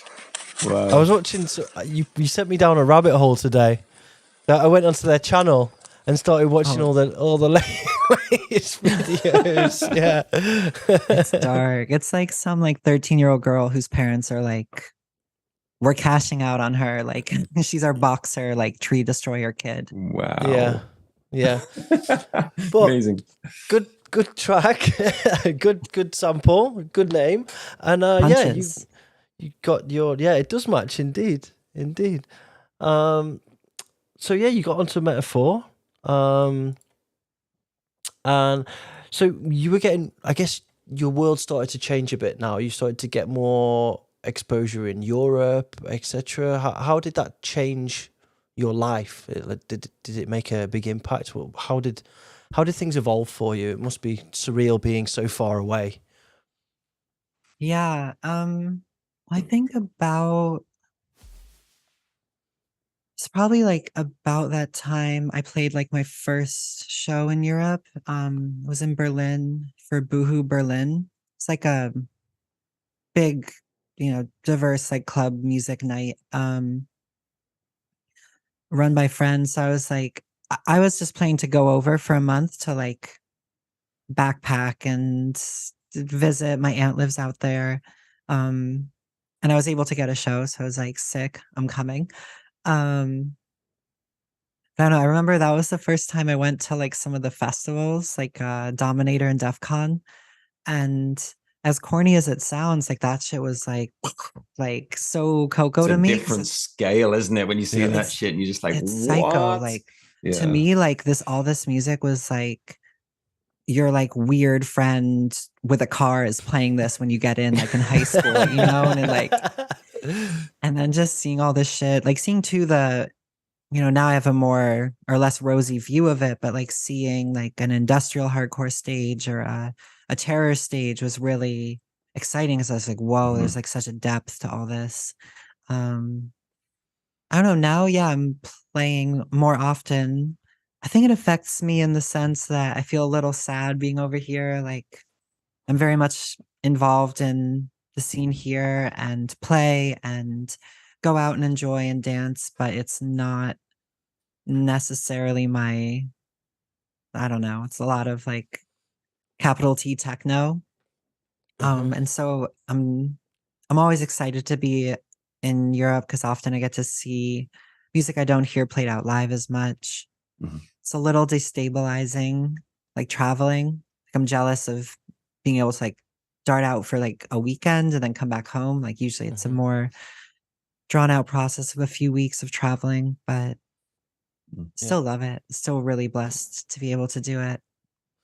What do you think? I guess the nice thing is as well, because you do tattoos and stuff, you can actually do some work while you're traveling as well, which is certainly a bonus to something, not everybody is as fortunate to be able to do. Totally. Yeah. I mean, like with bands, you can like tour. If you want, you could play a show every day a lot of the time, but with DJing, it's no one wants to hear this shit on Tuesday. Like, so it's Friday, Saturday, and then you're just bleeding money for a week. Yeah. But yeah, the tattooing helps. I can work. Yeah. What are your main observations regarding the differences between the hardcore scene stateside there, or where you are, and in Europe. I'm not talking necessarily about festivals, because there's obviously a huge difference there, but the club scene. What are the main differences that you observe? Gosh, I don't know. That's difficult because I think too it varies country and city to city. Like I would think my experience with dance music in the Netherlands and Belgium is very different from my experience in Berlin, from different parts of France, from for sure. Poland, etc. Mm-hmm. I notice. I mean, definitely I think across the board, I noticed that techno, umbrella techno, like hardcore, other shit, whatever. It's not as subcultural. Like it still feels in a lot of ways subcultural here, like an alternative, like social group and style of music. And there it feels a bit like, oh, like, yeah, like my teacher could like this shit, or like my sibling could like this shit. So that's interesting. Sure, what else? I think the proximity of multiple cities that have a built out scene is exciting. Like the fact that you could, I don't know, take like an hour plane or like a couple hour drive or even an hour drive and go to another place with like a crazy party is kind of rare here. Like, yeah, like in the Netherlands, it's like if you drive for 2.5 hours, you're in a different country. It's like you kind of like some people, I think you kind of lose sight of the scale of places and stuff, how big the US is compared to Europe and stuff, you know what I mean? It's like huge, isn't it? You can pretty much drive across the whole of Europe in the time that you could drive across Texas. You know what I mean? It's like you could get through like God knows, like 10 different countries in the time you could drive across Texas or something. It's crazy. What's the frequency of parties there in Brooklyn? How often is there a hardcore party? So there's a range, because I play like fairly often, like once or twice a month. But often I'm the only person playing hardcore at that party. But and two, there's a difference of like, how to put it, like there's different interpretations of what hardcore is. Some of it is like more like in the lane of how I define it. Some of it is a lot more expansive. It's like weird, like, I don't know, like third wave meta or third meta nightcore shit that like I can't even like understand. Or it's like it's hard, like a really hard like live PA that isn't necessarily hardcore, but like embodies a lot of the same energy, or it's like a vocalist, like there's a live performance in that way. But more simply, let's say a couple times a month, but for ones that like really leave me like happy and satisfied, less. Yeah. Interesting. I'm always really curious about that. I've never been out, so I'd like to. Let's go. Let's come. It's special when it happens, because I think that's something else I've noticed. Like, because it's so rare here, people don't take it for granted. Like if there's like a couple weeks ago, I played with Delirium and my friend's nurse for his party, Body Bag, and nice name. People came from all over because it's rare to like have this dedicated hardcore party. Yeah, it's like people are like dancing the whole time. They're like staying till close. Yeah, it's cool. Awesome. All right, let's get back on timeline a little bit because we digressed, but that was very interesting. 2019, it's probably worth noting that you're also in a band. You joined a trophy hunt in 2019. Are you what role do you play in the band? Do the vocals like that. Oh, really? Yeah. Awesome. Have we got any? Can we play some? I'm not sure. Do we have some? Did you send anything? Let's have a look. It's on the internet. Yeah, well, I've got Discogs. I got something. Oh, trophyhunt.band. Oh yeah, Bandcamp. I got a Bandcamp here. There we go. Let's have a look. Do like the 7th track. The 7th track. Okay. I think it's called Grid or Pink. The last one. The last one's good too. I don't know. Whatever. Pick one. Go on. Tell Pink me. Noize. Pink Noize. No, Yeah, Ashe, do that one. You want pick, okay, let's go. Oh, yeah. Yeah? Sure? Yeah.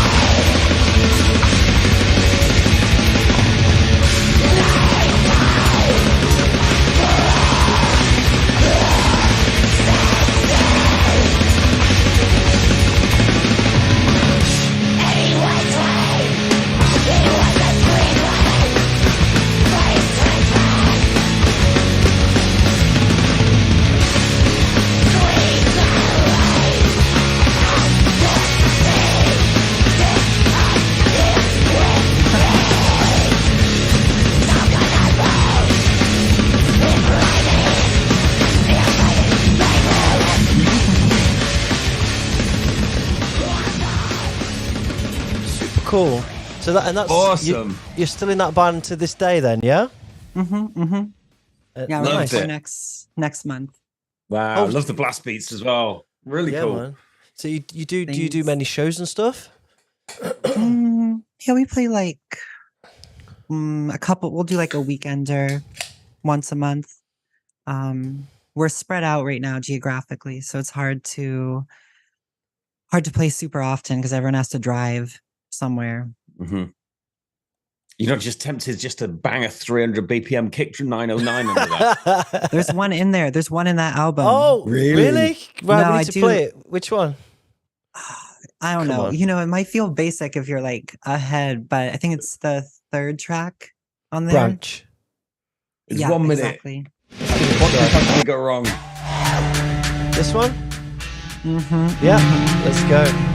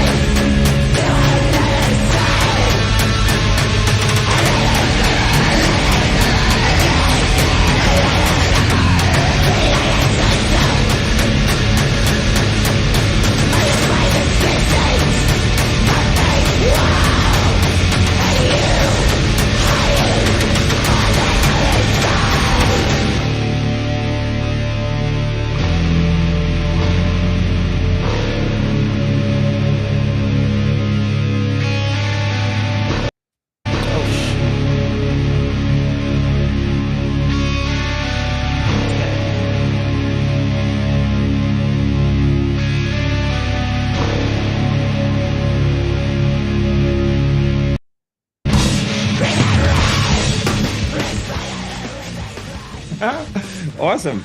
Awesome. I really like the merch, man. These cassettes are sick. Look at this, Cassettes man. are fire. Look at those. They're really cool, man. We just got the vinyl in too. We got to put online. That's But so cool, man. Seriously. Yeah, the vinyl's really like similar. it. Like They look that like they've swirl been shit. dipped, you know, like you get them dipped in the... It is. It's a dip. I didn't Oh, do it, wicked. but yeah. Cassette Nice tapes side coming back. project, man. Yeah. Real cool. Real cool project. Awesome. Thanks. Thanks for listening. You're well. Thanks for sharing. All right. So 2019, you got signed to Industrial Strength. That's big. Mm-hmm. So you'd already known Lenny for a little while, but you got your first release on Industrial Strength, New Jersey Terror, NJ Terror. Tell us about that process. About meet. You've already said that when you met Lenny, but how did the relationship develop and you got to this point? I mean, how did it happen? I think we worked together on a remix for 909 Junkies and Narotic. I think that was probably just from emailing. I went to his birthday party shortly before that and we talked. Yeah, I think it was just emailing, and I don't know, I wanted to come like see his studio. He's got like 10,000 records in there. Even just like going through thumbing through all the stuff, like things you see on Discogs for like $500. 10,000 records in there, and they're just the industrial strength ones. No, there's so much like crazy, like the old old French like speedcore and hardcore, like really like psychedelic shit. Yeah, so I came by and I've been working on stuff. It was kind of in response to like some stuff that had come out on Industrial Strength in the past, like DOA, Temper Tantrum vibes. And so, yeah, it made sense to me to see if they wanted to put it out because it's, in a large part, it's in response to what they've done and how they, grew American hardcore. Yeah.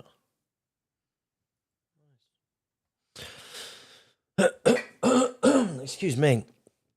So not long after this, you played the Boiler Room. Was it in Berlin? Yeah, was the one in Berlin the original one, or was it in over there? No, it was here. It was there. Okay, with Marc, right? Yeah. It was here in New York. Nice. I've got a video of that somewhere. Oh, I can't find it. How was that, by the way? I always wanted to play on Boiler Room. Always wanted to play on there. It was fun. I mean, the party spin-off Gabber had been happening a few times. I'd played it once before. It was kind of one of the few where they were like really, it was all hardcore. Like I'd played with Lenny, but the production was really on point, like always like in a warehouse, crazy, like big Danley speakers, like, subwoofer taller than you. Nice. Yeah, it was great. It was, I mean, yeah, you can see in the video, but it was, they really did a cool job with the space. Oh yeah, there's Marc coming off now. Okay. There's me coming up. Yeah. It was great. Super fun. I think I vomited before it. I was very stressed out. Oh, Joe used to do that all the time. He used to get so excited before gigs. Joe used to throw up all the time before his gigs. When I was going to raves, though, I used to get too excited and just puke. Damn. Oh, bless you. Yeah, man, pure passion. And good drugs. How are you feeling, Boiler Room? Good times. Let's have a little flick through this. You don't look like you've just been sick. That's something. That's a nice compliment to say to someone, Joe.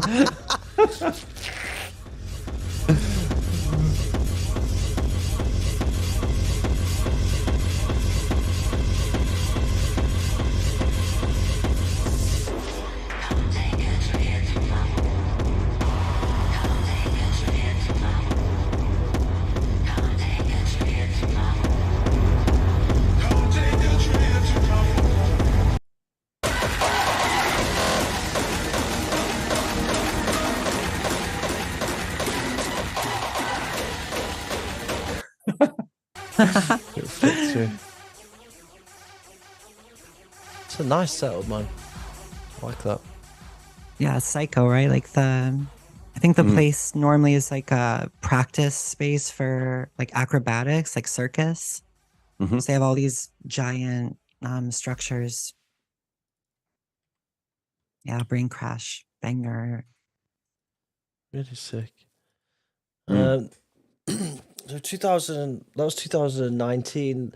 Then 2020, you had a release with Casual Gabbers as well, and they're kind of in the. You know, we talked before about the new school hardcore scene and how there's this kind of parallel, separate lanes, if you like, for the different styles, and they sit firmly in that kind of lane, and you know, and so.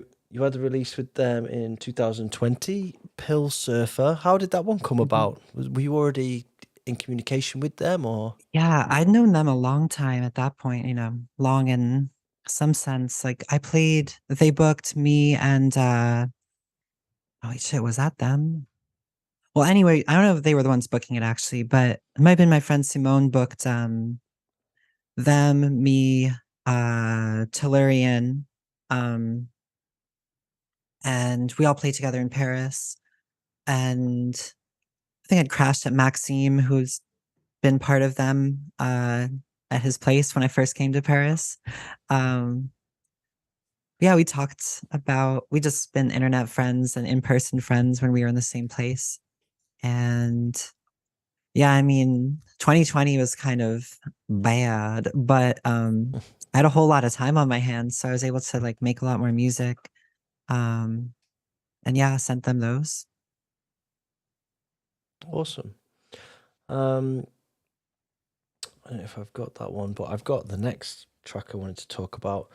2020, you did a release with DJ Narotic. Obviously, probably a friend of yours, given your location. But this one only came out on vinyl, right? It's not the only track you've done with him, though, right? You did one recently too. Yeah, he did one of the ones on my Prospect release, the last one. Yeah. We actually did this one afterwards, but I think it came out earlier.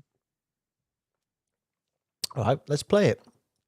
DJ Narotic and Kilbourne, My City. Let's go. New York, New York, New York City. New York, New York, New York City. New York, New York, New York City. New York, New York. Yo, Kilbourne, this is DJ Narotic. You know how we do. Only real shit. Let's give them something to dance to.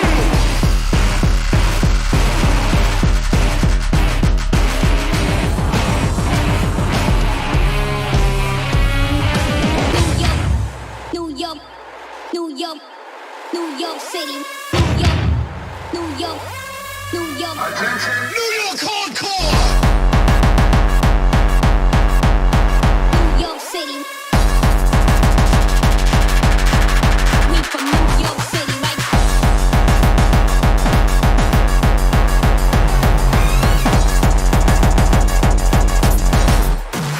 New York. Let's go.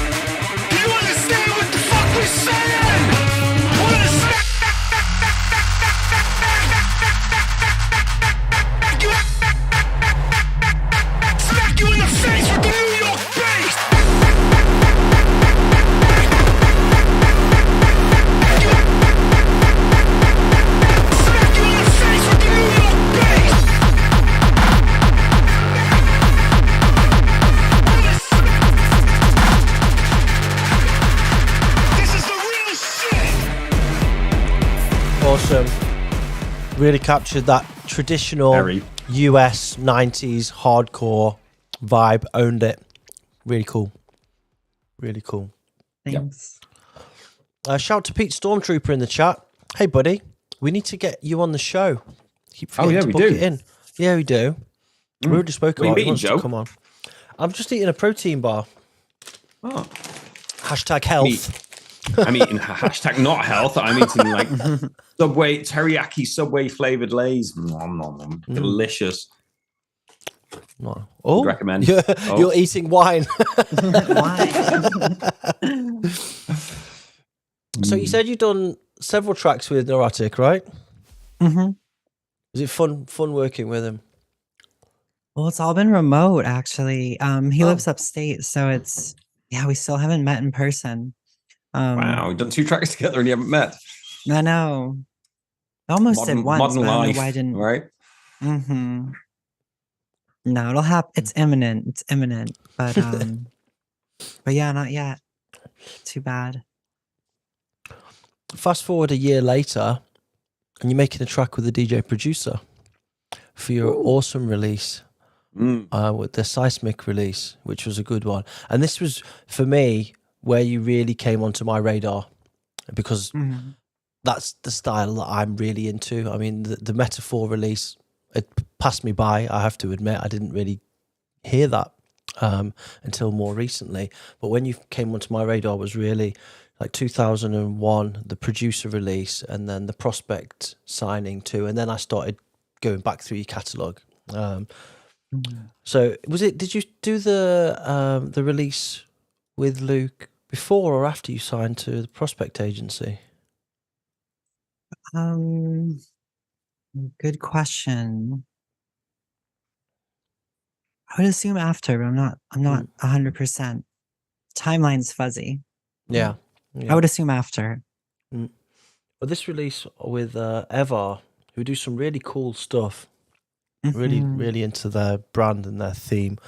I think I've got some stuff here. Excuse me. Boom. There we go. Lovely. Got a nice little slideshow of the pictures of the release. So, how did the release with Luke, the track with Luke, come about then? I'm pretty sure I just emailed him. I mean, I met Luke probably 2019. I think I came. I was in the Netherlands and Lenny gave me a wristband for Hard Shock, so I was just hanging out, and and I saw Luke. He's like, I know you, and it spoke. I'm a super fan. I mean, I think I sent to you, but like those CDs, I know they're part of like individual releases that were then compiled into a CD, but the old like Hellfish and Producer CDs that came on Planet Mu were like so big for me, like such a different, it's so groovy, and like the sound design, like there's some like points you can be like, yeah, this is why it's different, but a lot of it is just like there's a feel. Greg's music too, like je ne sais quoi, like UK style. So I think, I don't know, I loved his shit and had started a track that didn't know where to go with it, so I sent it. Nice. Let's play it. Yeah. This is a great one. So this is Kilbourne and the DJ producer, Seismic Cross 2021.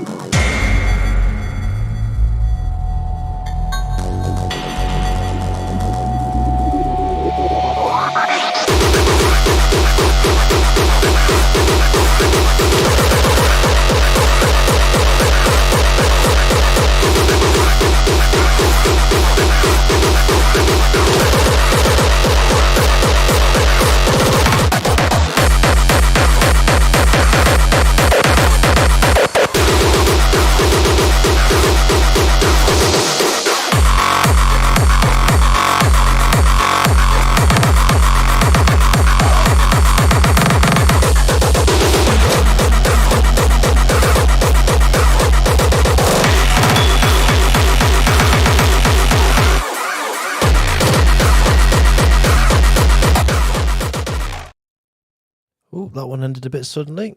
That was very sudden. It was. Yeah. Awesome. What a great track. Yeah, it's a great track. And that was just the third drop in there. The rest of the track's great. I like how it's really eerie and the build-up's really slow, and then the kick comes in and it just smacks your face off. Absolutely brilliant. So somebody wrote in the chat, Wouter. Hey, Wouter, by the way, I didn't see you there. It's serene, but also hard and clean. Very well described. Yeah. Robert's joined. Hey, Robert. Yeah, so worked with a DJ producer and signed with Prospect Agency all in the same year. Woo. Wow. Yeah, that changed things up a bit, I guess. Yeah. Yeah, no. Yeah, absolutely. I mean, yeah, Prospect just has a level of quality and like interest that lies. It's all lies. Yeah. Those hacks. Are you kidding me? No. No, yeah. I felt, Yeah. love so how much did you get music on that's Gareth's come out. radar as well? I mean, how did the relationship with Gareth happen? I don't know.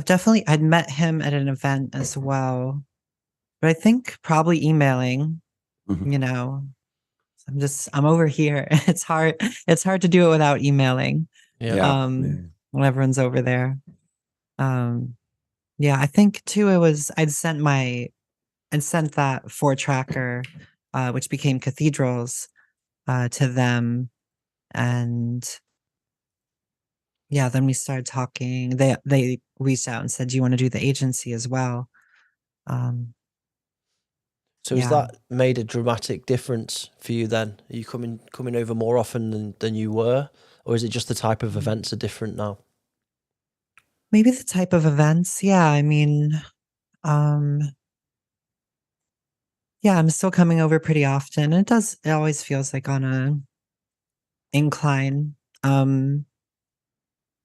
But yeah, maybe more hardcore events, like playing more of the, I don't know, like Balter or some of the like big Dutch festivals. I think is very much linked to that. Just playing Prospect XL, like Prospect ADE events. A lot of fun, right? Different. Yeah. Very fun. Very, very fun. So when are you moving over? Oh, no. No. I wish. Maybe for a summer.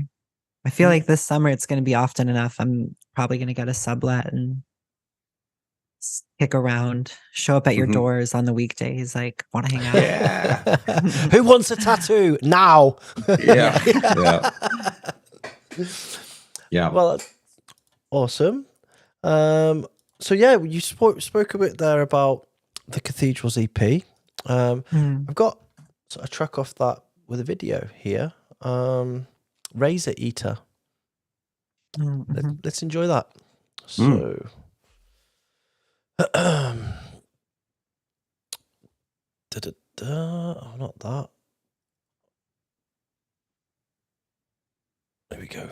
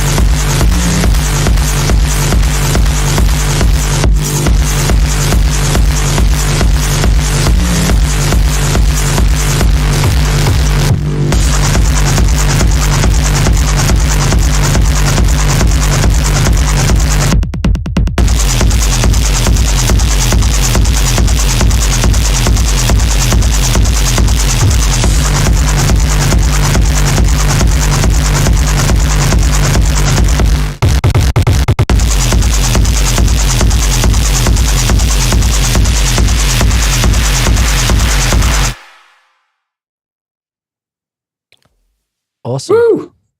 Really That cool. was a tune. Yeah, it was a tune. I like the whole release, actually.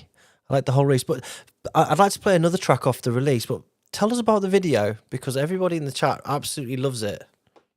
Yeah, was not involved in the animation of it. I just cut it from Robert. The original is called Wind by Robert Sahakian. He's Armenian director. I think it was in the 80s. Yeah, I'll link you to the original in the chat. It's a very cool movie. All of his animation is really cool. But yeah, it was kind of, I think the first time I saw it, it's probably like that Deliria Buzz Fuzz video where they're using like an old cartoon set to the music. And I was like, perfect. Like to me, that song will always have that video too with it. Yeah. So just trying the same thing, cutting it up.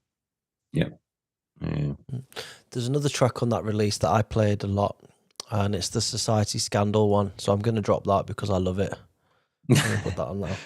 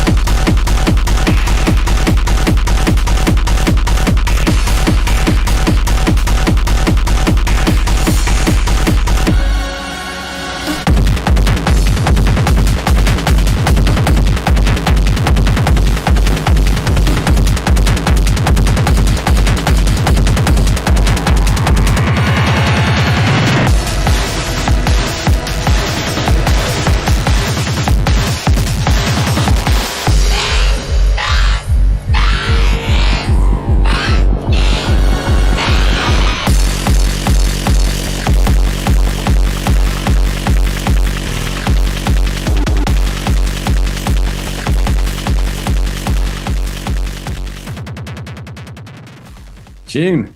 Yeah, really solid release, Ashe. I think every track on there bangs. So really good stuff. Thank you. Congratulations.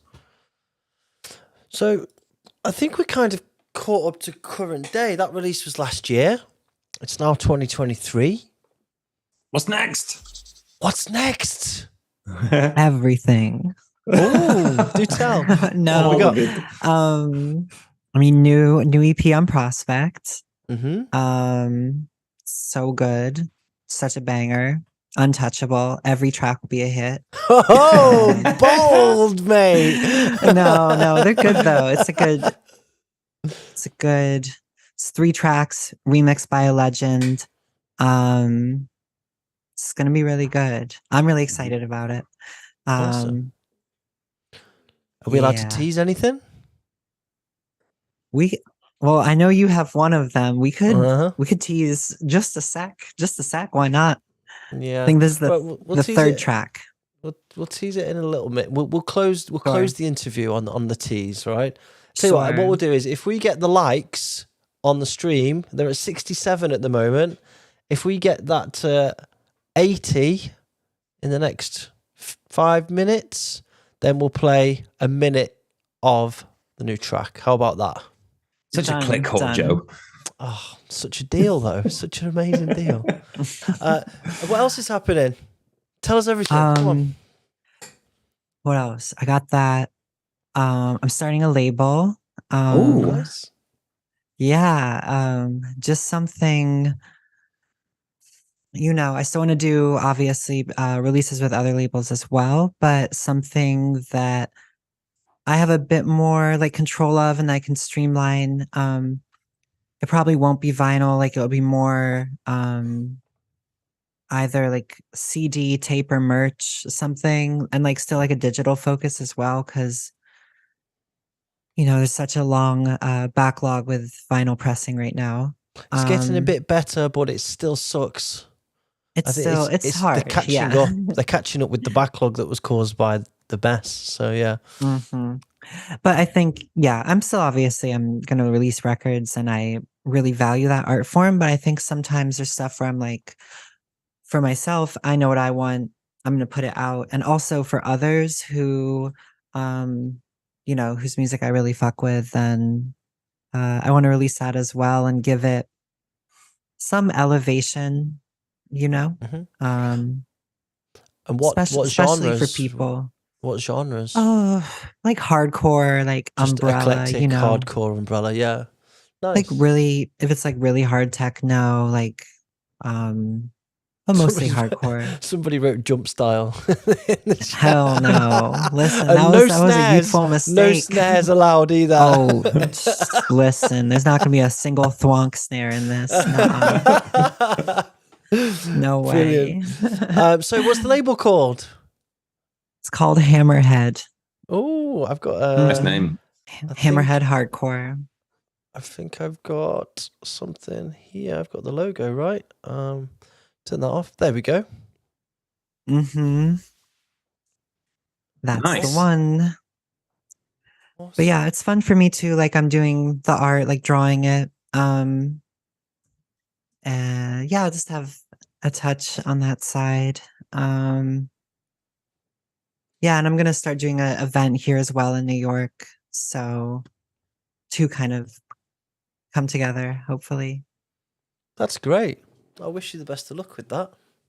Thank you. Keep us posted. Yeah, looks really, really cool. We didn't get the likes. Pretty much...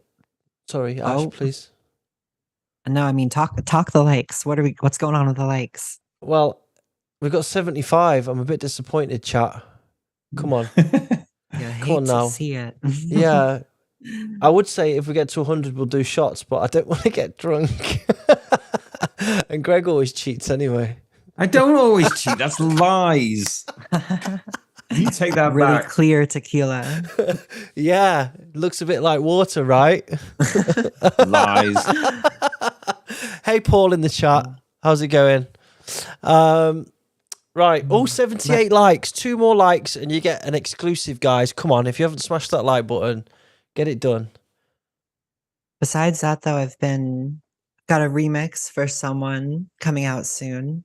I think will be on Prospect. Ooh. They haven't said anything, so I won't say anything. And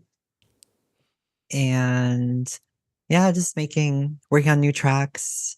Hopefully have a few EPs written by the end of spring. Sick. Nice. The future looks So bright. you're in a good place with the music, with production and stuff at the moment. You got a good workflow and you're feeling good. Better, yeah. Like last year felt like very like I was moving. I moved to the studio. Also shows maybe like just figuring out the balance. But now I'm like really want to focus on production. Yeah. Feels pretty good. Good flow. I put up I just sound noticed panels. the window behind you looks like the Prospect logo. It does. I was looking at that before. I was wondering if it was a flag, but it's just a coincidence, right? Yeah. Yeah, no, it's just the windows have been I don't know. I think when they break, whoever was here just covers it up. Yeah. Right. Well, we got our 80 likes. So let's play a bit of Plague Raver. Ooh, good name. Forthcoming on Prospect. Rave Plague. Right. Let's play it. Are you nervous? No, I'm good. I've heard it before. Oh, really? Okay.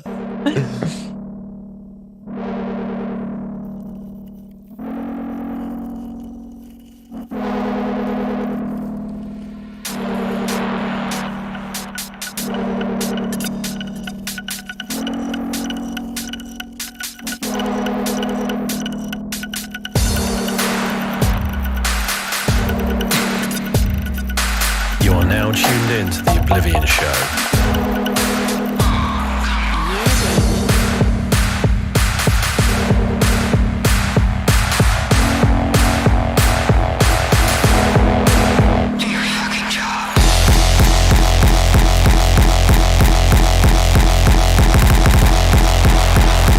Now tuning to the Oblivion Show.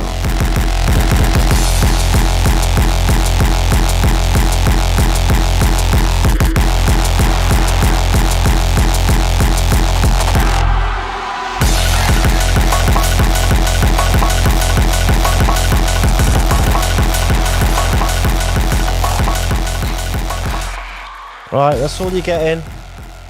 That's your tease. That's your lot. Really nice. Nice. So, Ashe, thank you very much for telling us your story. Really appreciate it. Thanks for listening to it. It's our Appreciate pleasure. it. It's what we do. I think the chat appreciated you too. I've had a lot of comments on my inbox saying that you've been a great guest so far. So, yeah, thank you so much. Thank you. All right. So, next up, we're going to go into what's hot. What's hot? I tell you what's hot. What's really, Tell us really what's hot. What's hot is, first of all, this record sleeve is what's hot right now. Yeah, this is the Detest release that's coming out on Oblivion Underground. Pre-orders are going to open for everybody in the inner core or the community tomorrow, okay, for the bundle pack like we normally do, and that will move very, very quickly, especially when people see what the record looks like. I teased it on the show before. No more teasers. I'm going to drop that next week. The internet's going to explode. Great graphic design by Cam Art. Yeah, I can't wait to drop this. 2 fucking seriously sick tracks, and the record is ridiculous. Somebody asking which tier is that. All of the people who are a member of the YouTube channel will get a notification for the pre-order, and they will get that at a discount as well. Okay. If you're not aware of our membership scheme, then I'm going to tell you a little bit about that right now. If I go back to this. Okay, so you might have seen in the chat that a lot of people with green names, with logos next to their name, and there's all of these different emojis and things like that. Well, that's because they are part of our membership scheme. So this is a tiered approach to membership, and it's not something that you have to do to enjoy the show. It's just something that you can do if you want, and it means that you can contribute a little bit towards the show, the running of the show, improvements, bringing new content to the channel, etc., etc. It starts from as little as $1.99 per month, and you get different things depending on the different tier that you are part of. So you get these loyalty badges next to your name. They change the longer that you've been a member here. So you see people with white ones, green ones, yellow ones. That's because they've been on for several different months. But you also get the ability to use the custom emoji in the chat that are there. You get as part of tier 1, which is $1.99 a month, you get 5% discount permanently at oblivionunderground.com. You get shout outs in the chat because we're able to see your name easier. You get access to our community tab, which is the tab that I'm on here on YouTube, where you get exclusive news and discounts, information, codes, things like that. And you get access to exclusive areas within our Discord as well. I'll come on to the Discord in a moment. In the tier 2, which is $2.99, you get all of the stuff from before, but you get the Oblivion Underground digital releases too. So when they get released, you get them sent to you as part of your membership. You get a notification in the community tab here with a download code, and you go and download the release for free. So if you already buy Oblivion releases or Oblivion merch, this is worth having because you get the releases for free anyway. You get priority notifications for merch drops. Just as I said before, the test release will go out to the inner core and community first. You get first choice and you get a discount on that before anybody else even sees it. Okay. Tier 3, this is for our, real loyal followers. You get all of the shit that I've already said, but you get vouchers every month for Oblivion and Hardcore Beer. You get added to the Oblivion promo list. So when we send out the releases to artists, DJs, and people from the scene, you get it sent out on the mailing list. So that's typically like a week before everybody else in the world. You've got access to the music. Shout out to Don, who's just become a member. Respect. You get entry into competitions that we'll be running. There's members-only videos coming. Priority reply to comments because we can see your name. KRYTIKA is gifting memberships. Respect. So yeah, if you want to join this, that's great. It really helps us. We've got a shitload of new content coming. We've been working behind the scenes on loads of different shorts, new stuff like working with Alex Starving Insect and editing his videos so that we can get them online, and there's a whole bunch of stuff coming. So if you want to support us a bit more, think of it like buying us a beer every month, then that's great. If you don't, that's also cool. It's never going to be something that we charge for people to just enjoy this show. You can come into the chat just with your internet connection and have a great time. This is just if you feel like you want to contribute a bit more, and we really value that. So yeah, there's my propaganda done for that. And I'm back, and Greg's gone. Bye, Greg. It's not the most exciting part of the show, I have to admit. Here he comes. Quick, Greg, you're missing it all. The game. Butterfist just gifted 5 memberships. Yeah, you can do that too as well, guys. If you underneath the chat there's a little option to do super chats or gift memberships. You can give people memberships. So now everybody that Butterfist has just given membership to for free by paying, they will all be able to buy the merchandise before everybody else. You see how it works? It builds a community. So big up. Respect, and thanks to everybody. Like a human centipede. Members. A little bit like that. Yeah, kind of. Yeah. Nasty. Anyway, well, let's move on to what's hot. What's hot, Greg? Fuck knows, Joe. I've not been paying attention. Okay, I'll tell you what's hot. New Ghost in the Machine. Hot. Let's go. Ooh, come on. Ooh.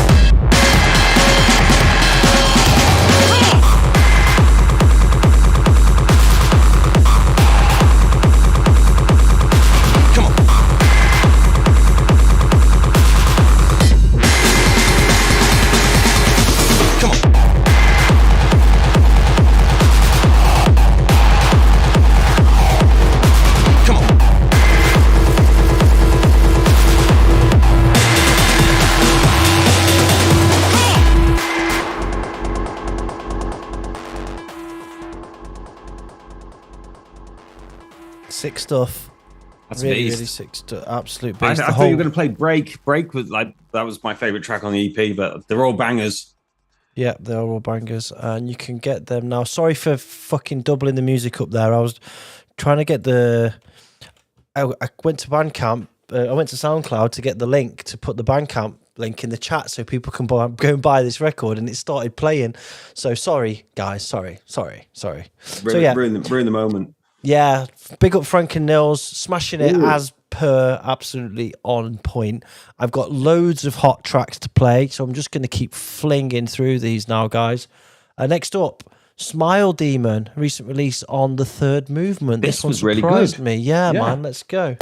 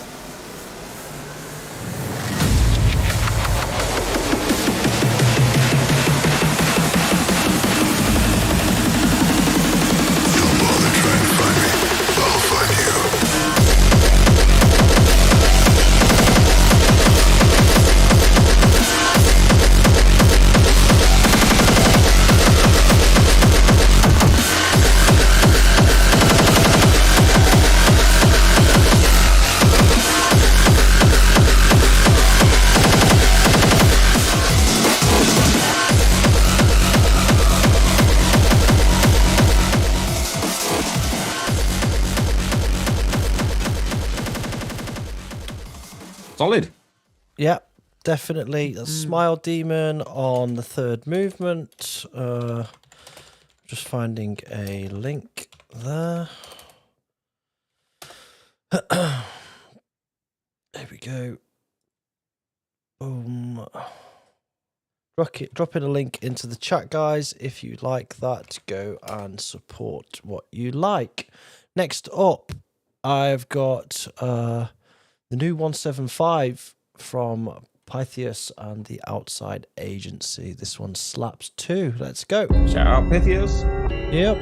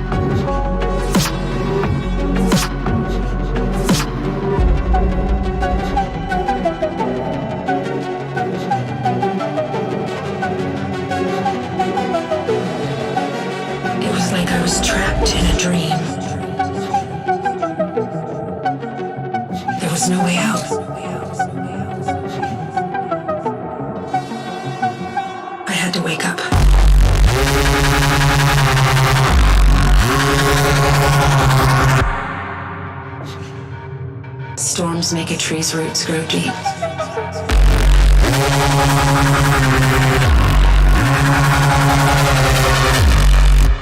Whatever storms formed my prison, they must have been violent.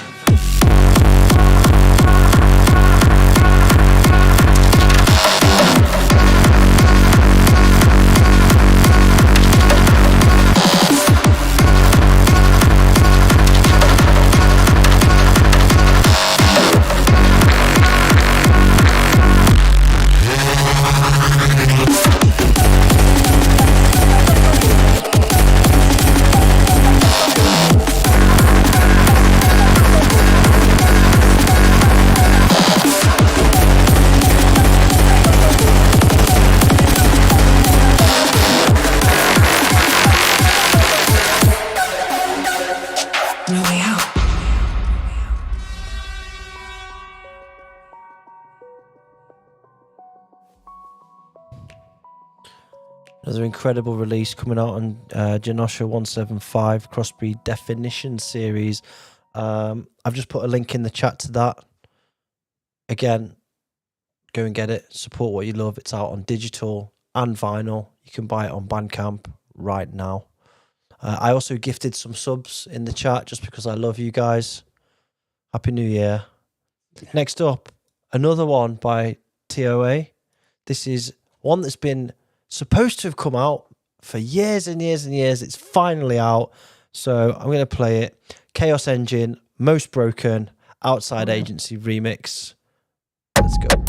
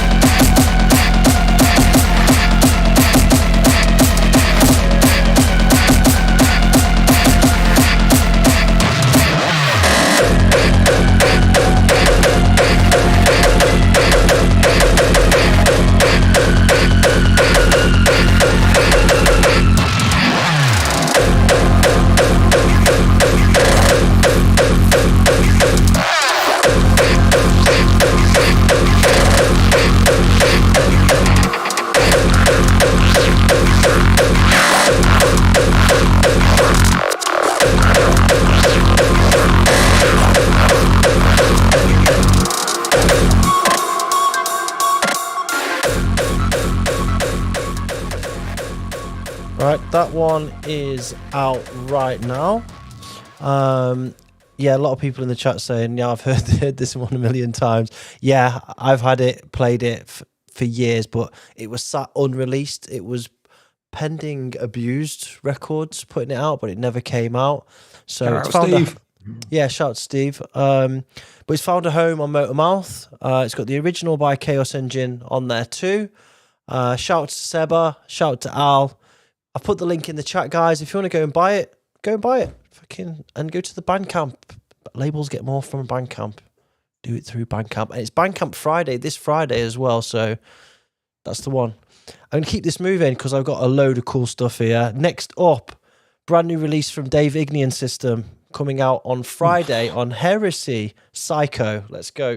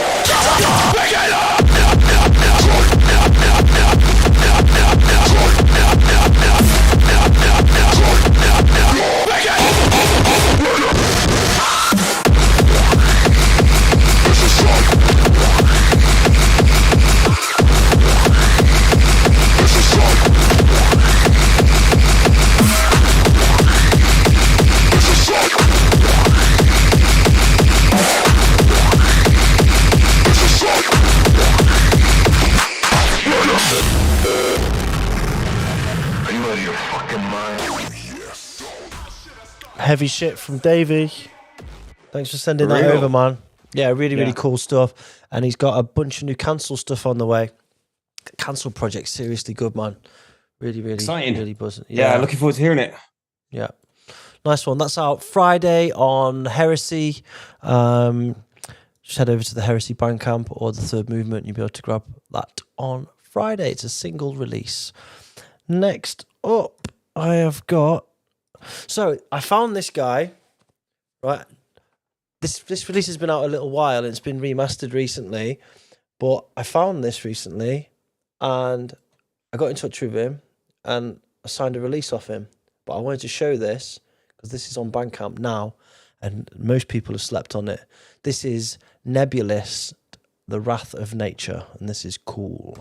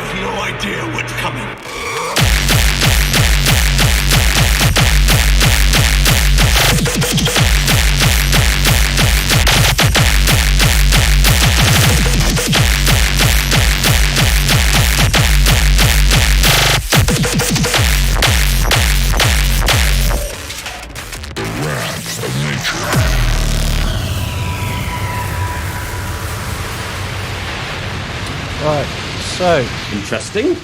Yeah, man, and this track's like 7 minutes long, and it just keeps growing and evolving. It's really cool stuff. I'm really into it. There's a full album. So this, I'm going to put a link in the chat here. This album's really cool. The diversity on there, the different styles, and the way that the music feels. It's like I listened to this on the beach when I was on holiday on repeat. Very relaxing. No, it was actually. There wasn't much relaxing about my holiday with Dean. Very meditative. But yeah, I'm really into this. Check it out, and you can go and buy the whole album there for £8. And yeah, I'm working with him to get a release really cool done. So yep. Next up, we have got something from you, Gregory, just about to drop. You can tell us all about it afterwards. Dolphin, hardcore G shit. Let's go.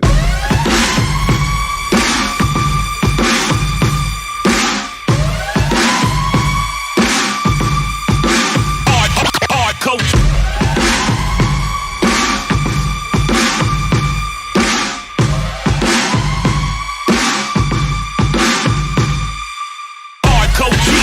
Homie, I don't play around, ain't shit, sweet like the beach, this Atlanta clown. Home of the dealers and the strippers in the clubs, though. Bet you coming out that Magic City with a snub, ho. Lurking in the club on tourist motherfuckers. Welcome to Atlanta, up the jury, motherfucker. These monkey niggas looking for some Luda and Jermaine. And all that nigga found was some Ruger and some pain. What are they? What are they? Listen to my Pimper 45 go bang. Bang, bang, grind time, rap game. We the readers of the books and the leaders of the group. Listen to my Pimper 45 go bang. Bang, bang, bang, bang, bang.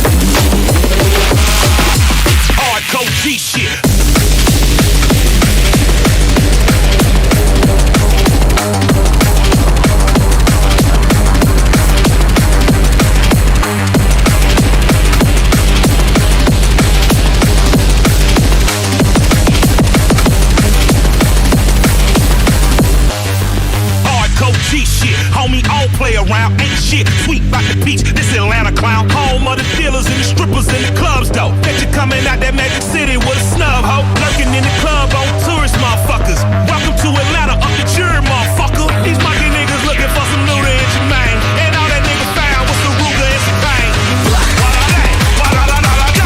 Listen to my Timber 45, oh bang. Bang, bang, grind time, rap gang. We the readers of the books and the leaders of the crooks. Listen to my Timber 45, oh bang. Bang, bang, bang, bang, bang. Bang, bang, bang. Hardcore G shit.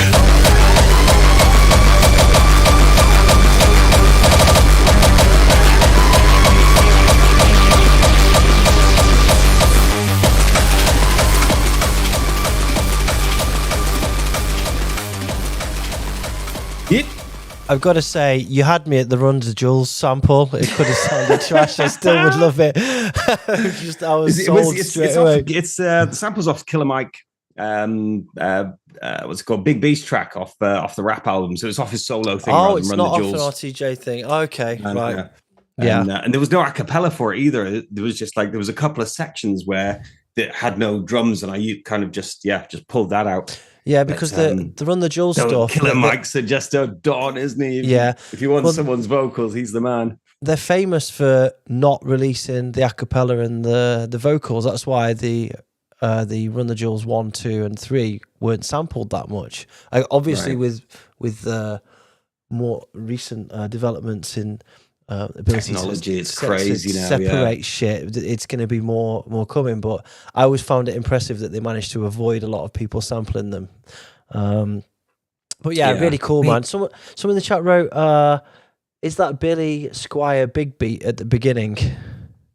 I can't remember. I can't remember if I don't think I sampled it. I think I just wrote the beat myself. So if it sounds like it, it's I think it's coincidence. Could be wrong though. I'll have to check.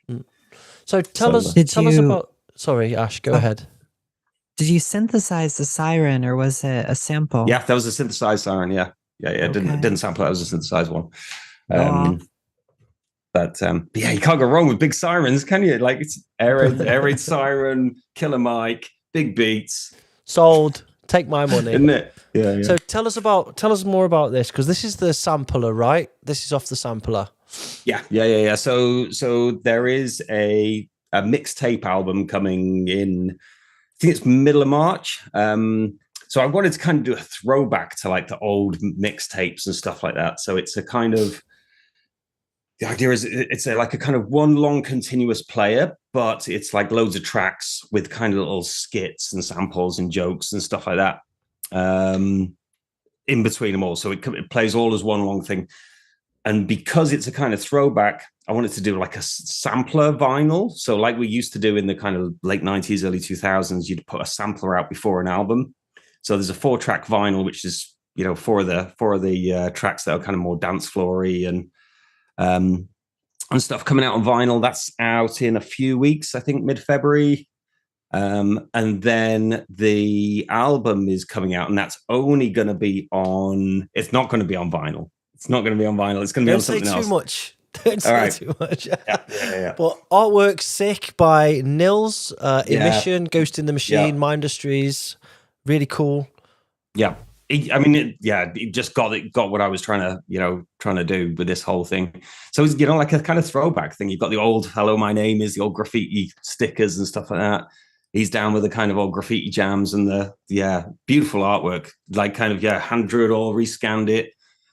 Looks great. Looks really, really cool. A lot of people saying, your last album's gonna take some beating. I don't think that's the objective here. It's completely different. Right? No, this is different. It's kind of more of a bit of fun and like a chance to experiment and play around and do a lot of variations on kind of music I love and things like that, and kind of going back to old days, but kind of keeping it hardcore.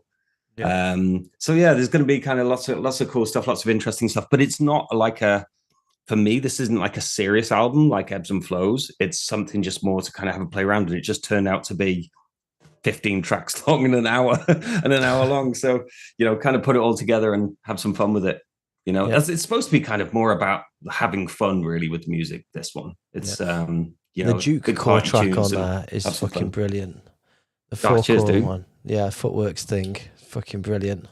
Love it. So that's the vibe. It's like all the tracks are kind of inspired by different stuff. Like Duke Core is obviously inspired by Footworks and Duke Core and Duke sort of stuff, you know. Got really into like DJ Rashad and all that sort of stuff, that kind of 160 vibe. And I love that stuff, man, those grooves.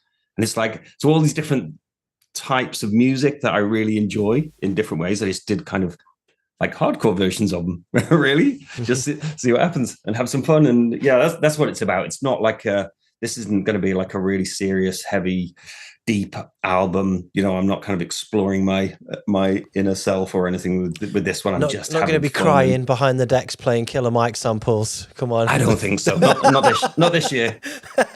So, but yeah, it's been really fun. And you know, as ever, Prospect and Gareth and all the guys kind of, you know, support what I do and kind of coming up with these kind of fun ideas that I like to explore. And yeah, so it's good. I'm looking forward to it being released next month. Sick. Right, nice. I've put the link in the chat, guys. Go and support it. Speaking of Prospect, another one that was off a sampler. This one slipped through the net when this Things to Come release came out. Gareth sent me a bunch of stuff the other day, and because I said to him, "What was that tune that you played when we played back to back at Oblivion?" And I played it back to him. He's like, "Oh, that's the Denture Crisis. That's already out. Like, that's already out on the thing." So anyway, I've put this in my next set, and I wanted to play it because I didn't play it on the show yet, and I think it's fucking bangers. So I'm just going to play it. Let's go.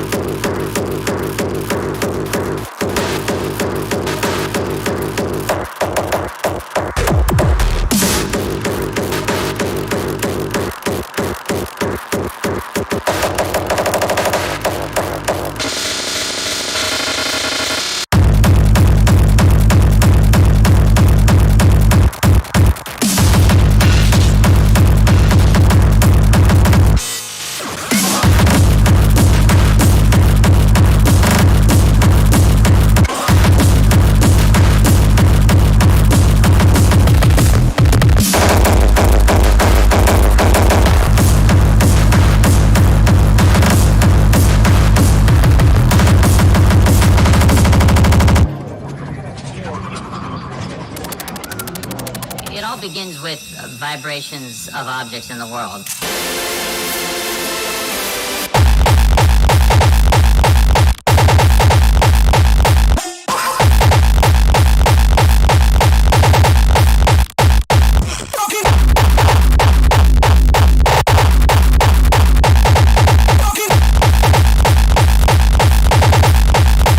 Airway to your ears.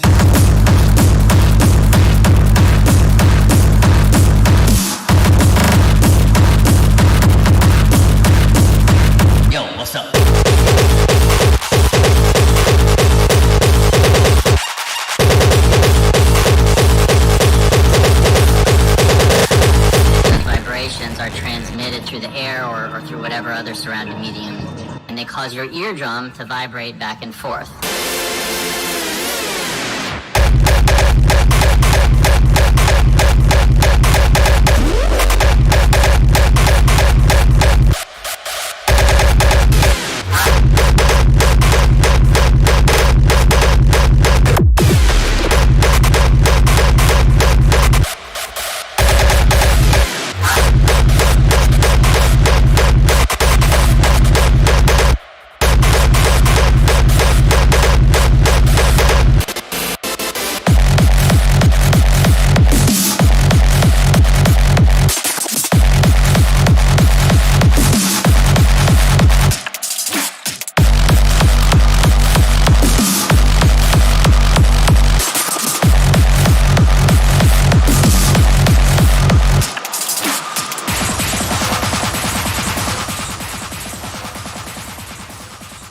There we go. Nothing super complicated, just fucking kickers, mate. That's all I need. That's good for me. I love the variety in there. The different kick drums. There's the hardcore. There's a gabber kick drum in there. There's like almost a raw style-esque kind of kick in there too. I just love it, and I love mixing stuff like that. It's good, almost like a DJ tool. You know, you can throw an acapella over the top of it. You can do a long mix over the top of it. I just fucking love it. Is there anyone called DJ Tool? But I think Ashe, you're on mute, mate. There's definitely a DJ Tool. Yeah, they do. I've got all his records. I got all his records. Yeah. They're claiming responsibility for everyone. But all them. But surely that's... Oh, right. So I thought that if I type DJ Tool into Google, then he's obviously not going to be there because there's going to be a million DJ tools. But apparently there is a DJ Tool. There, look. He's on the Hor Berlin. Figure that. Nice. Okay. Yeah, cool. There you go. So that's one of my hot picks. And one last track for the What's Hot. And I know we've played 2 outside agency tracks. I know. But I haven't played this one, and this is fucking brilliant, and it's a good one to close the What's Hot with. So this is the Outside Agency with Operation Thunderbolt. 18 hours ago, we lost its hub. We've got a transponder fix on their position. About here. Apparently they're straight off course. And we're fairly certain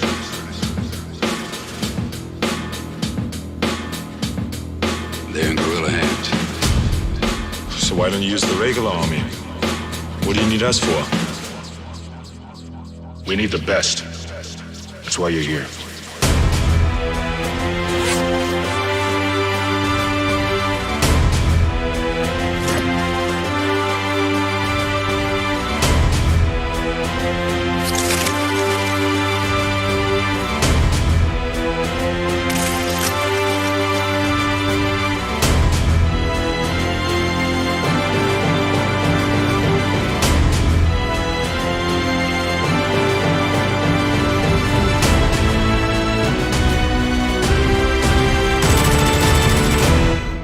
Operation Thunderbolt.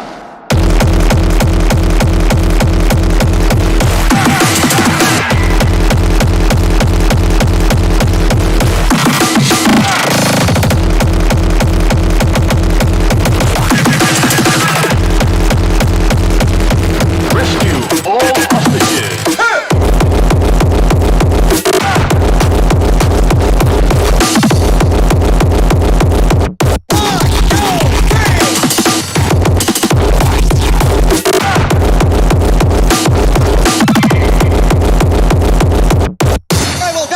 Fuck you up!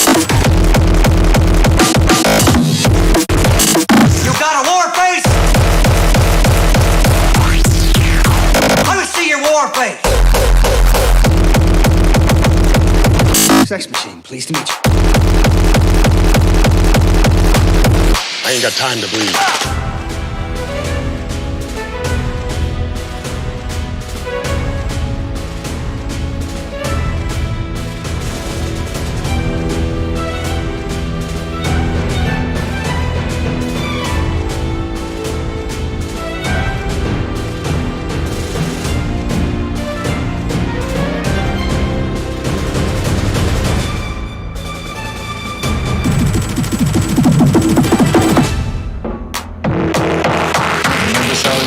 To kill you last? I lied.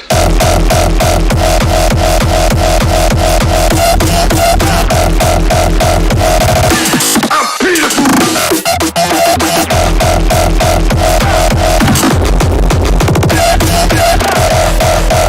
Your ass is terminated. In your dreams.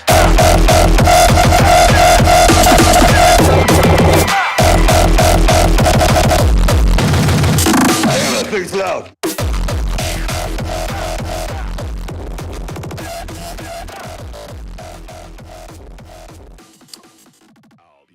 Big shout to Outside Agency. Big shout to Tom at Sealand.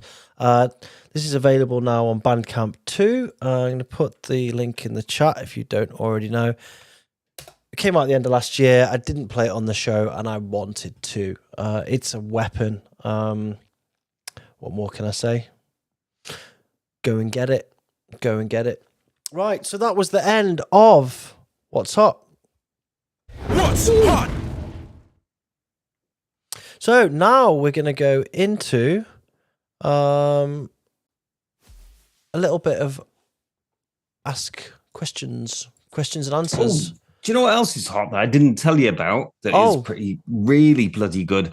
I don't know if you're into kind of old 90s dark jungle-y drum and bass stuff. No. Do you remember DJ Crystal? Hate Amons and snares, bro. No, wait. I do. Not I love the it, Greg. facts. Never mind. I love jungle. I love jungle. Love dark jungle. I can't with the like thwonk, the like tunk shit. Yeah. I can't wait to hear what you have to say, Greg. But anyway, DJ Crystal. Do you remember DJ Crystal? Warp Drive, Meditation. Oh my God, some of the best Amon tunes of the 90s. Anyway, so apparently back out of retirement and did a tune with Dom and Roland. So Dom and Crystal on Overshadow, which is kind of the new moving shadow with kind of just some amazing, weird, wonderful music. But there's an EP, Dom and Crystal. The 0 point track on it is firing, absolutely okay, amazing. how do you spell crystal? Is it with a K or a C? CRYSTL. There's no A in it. Dom and Crystal, 0 point, yeah? Yeah, man, it's fire. Let's play this one just for Ashe.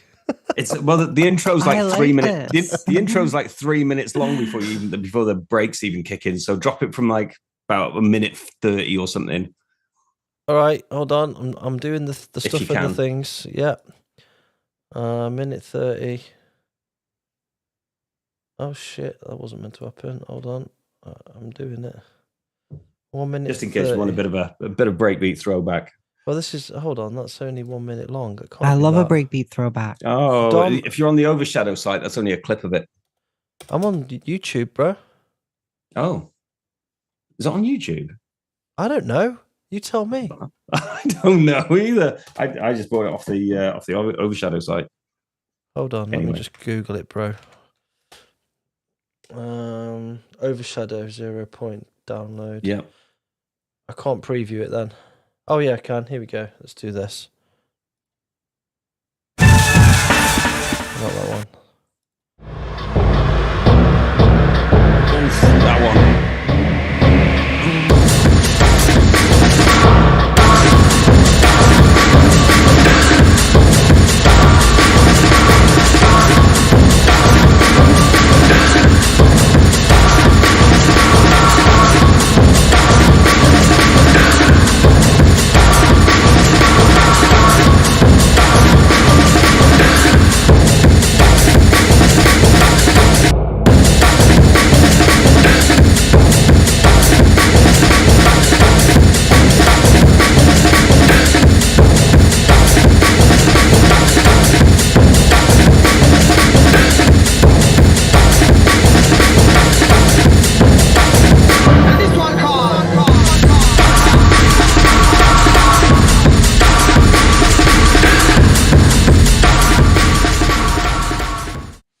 Heavy. That's all there is on the preview. Totally It's different. nice. Totally different. What do you mean? Am I bugging? Like, No. it's so, I don't know. Like, that to me has so much like groove and like movement, and just so much of what falls. I mean, not to like, I think a lot of crossbreed like suffers from like similar stuff to like up tempo to other like genres that really define themselves in their genre-ness, you know? Like it doesn't seek to stand as an independent piece of art from like the whole format of like crossbreed. Like that to me is so good. And then I think a lot of hardcore drum and bass just it's not as soulful. I don't know. You know, the contrast when you hear so much stuff is so clinically produced and so like trying to be perfect and stuff. And when you hear something that's just raw and powerful and just feels like it's smashed to fuck, you're just like, wow. That's Suddenly, suddenly you just kind of go, fuck, I missed that. You don't even realize how much you missed it because you're in this world of just like really cleanly produced. Well, I'm not saying that isn't, but it's, that sounds raw and powerful to a point where you kind of think, wow, I've kind of missed that sound of it. Yeah. Anyway, just wanted to share that. It's a beast. It's an absolute beast. I'm glad you did. Everything on Overshadow is outstanding. All right, we're going to do now. We've got like, I say 10 minutes. Any questions from the chat? Any questions that you have of Ashe or Greg or I? Now's the time. Fire them in the chat and we will answer within reason anything. So, yeah, go ahead. AMA.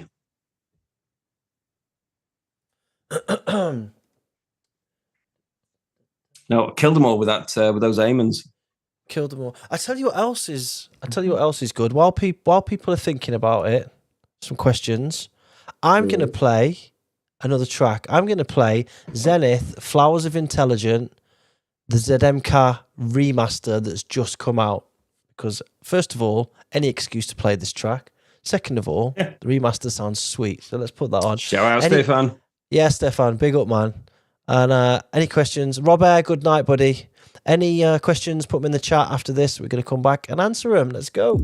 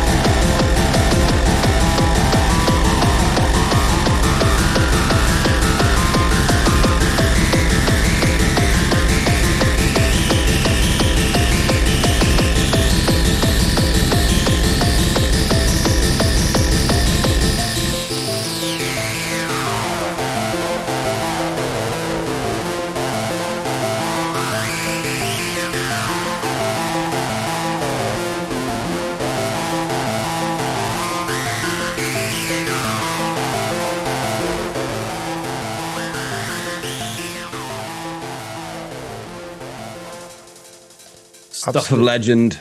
Masterpiece. Mm-hmm. And no one more deserving than Stefan to remaster that as well. It's just fucking perfect. If you want to get your hands on that, there's still some records available, but the transparent ones are all gone, I believe. I tried to get one and failed. Gone. But gone. Just whoosh. Originally came out in 1999. Six. Damn it. 6. Oh, yes. Hell yeah. Everyone knew that apart from Joe. No, if I'd have said it without looking at my screen, I probably would have guessed it, but I was reading it on here. It says Flowers of Intelligence by Zenith, released 30th of June 1999. That's on the Industrial Strength Bandcamp. So that's 96. I'm sure it's 96. It was definitely not 99. Listen, guys, I'm sorry. Heresy. Hang him. Yeah, it's 96. I got the label in front of me. Yeah. Okay, I made a mistake. I've already gifted some subs today, so I won't do it again. Right. So, questions from the chat. Oh yeah, there were some good ones in the chat. Yeah, there is some good ones. Let's have a pick of some. You should start with Super Tier Chatter, whatever his name is. Like the Super Chatter. I don't know what you call that shit. Is there a Super Chat? I don't know. Randy. Yeah, Randy's done a Super Chat. Kilbourne, is there an American DJ or producer that you feel doesn't get the exposure that they should get? Yes. Let's see. How much time do we have? No, as long as you want. Okay, first off, I would definitely say Plexos. If you aren't already listening to Plexos, he's an incredible producer out of Salt Lake City, Utah. Who'd have thought? Yeah, just, I mean, like miles ahead of like what hardcore is right now. Like really interesting kick drums design. It's like a mix of feeling really clinical, but then also just like throwing it all into a meat grinder and getting something really nasty. Super prolific. Like I don't know how he's doing it. How do you spell this? Oh yeah. So I think Jay got it there, but Plexos, Plexo with the techno O. The techno O. I think that's a Greco. I've never heard it called the techno O. That's awesome. No, he's so good. We've done a track together. I've done a remix for him. I'm sure there will be more. But other people would definitely say Buzzy, who I share the studio with. So clearly I'm not without, it's nepotism, but no, he's so good. We've played together. We have I think 5 collab tracks we've made. Only one of them is out, but on that record with the DJ producer. But his stuff is incredible. And I know he just finished maybe 10 track record, all 200 plus. It's all in his machine drum. He's not even a computer in it. And it sounds so good. Who else do we got? There's Helltech has a couple producers that are starting out here in New York. HELLTEKK. Nurse, who I mentioned, who does Body Bag. I mean, such a cool name, Body Bag. Body Bag, right? It's sick. Yeah. For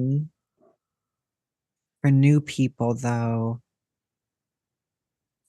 I don't know. I'm sure I'm forgetting a bunch, but definitely Plexos and Buzzy. I put all my weight behind. I'm playing the tracks every set. Really cool. So this, I assume, is Plexos, right? That's Plexos. Matt. Okay. I will check that. Oh, one other. Aiden, AIDEN. She's put out mostly techno so far, but she's really into speedcore and like micropunk, that kind of vibe. So I hope she has a lot of stuff like that. I hope that'll come out soon as well. Cool. Awesome. Yeah. Good answer. I've got one here from Jay. How does one go about getting good exposure on socials, SoundCloud, etc.? Sure, it pays to be good, but even if you're good, it's a swamp of anything and everything out there. Yeah. Don't ask me. Yeah. I think you need to pay attention to your visual representation of your brand, first of all. I think that's super important. And the content that you're posting. You need to pay attention to things like the times that you're posting it. If you're doing advertising of any sort, you need to make sure you educate yourself on targeted audiences, making sure that if you are doing that sponsorship, you are hitting a demographic of people who give a fuck about what you're doing. In the start as well, encouraging your peers to like your stuff, reshare your stuff. People don't do that enough nowadays, to my opinion.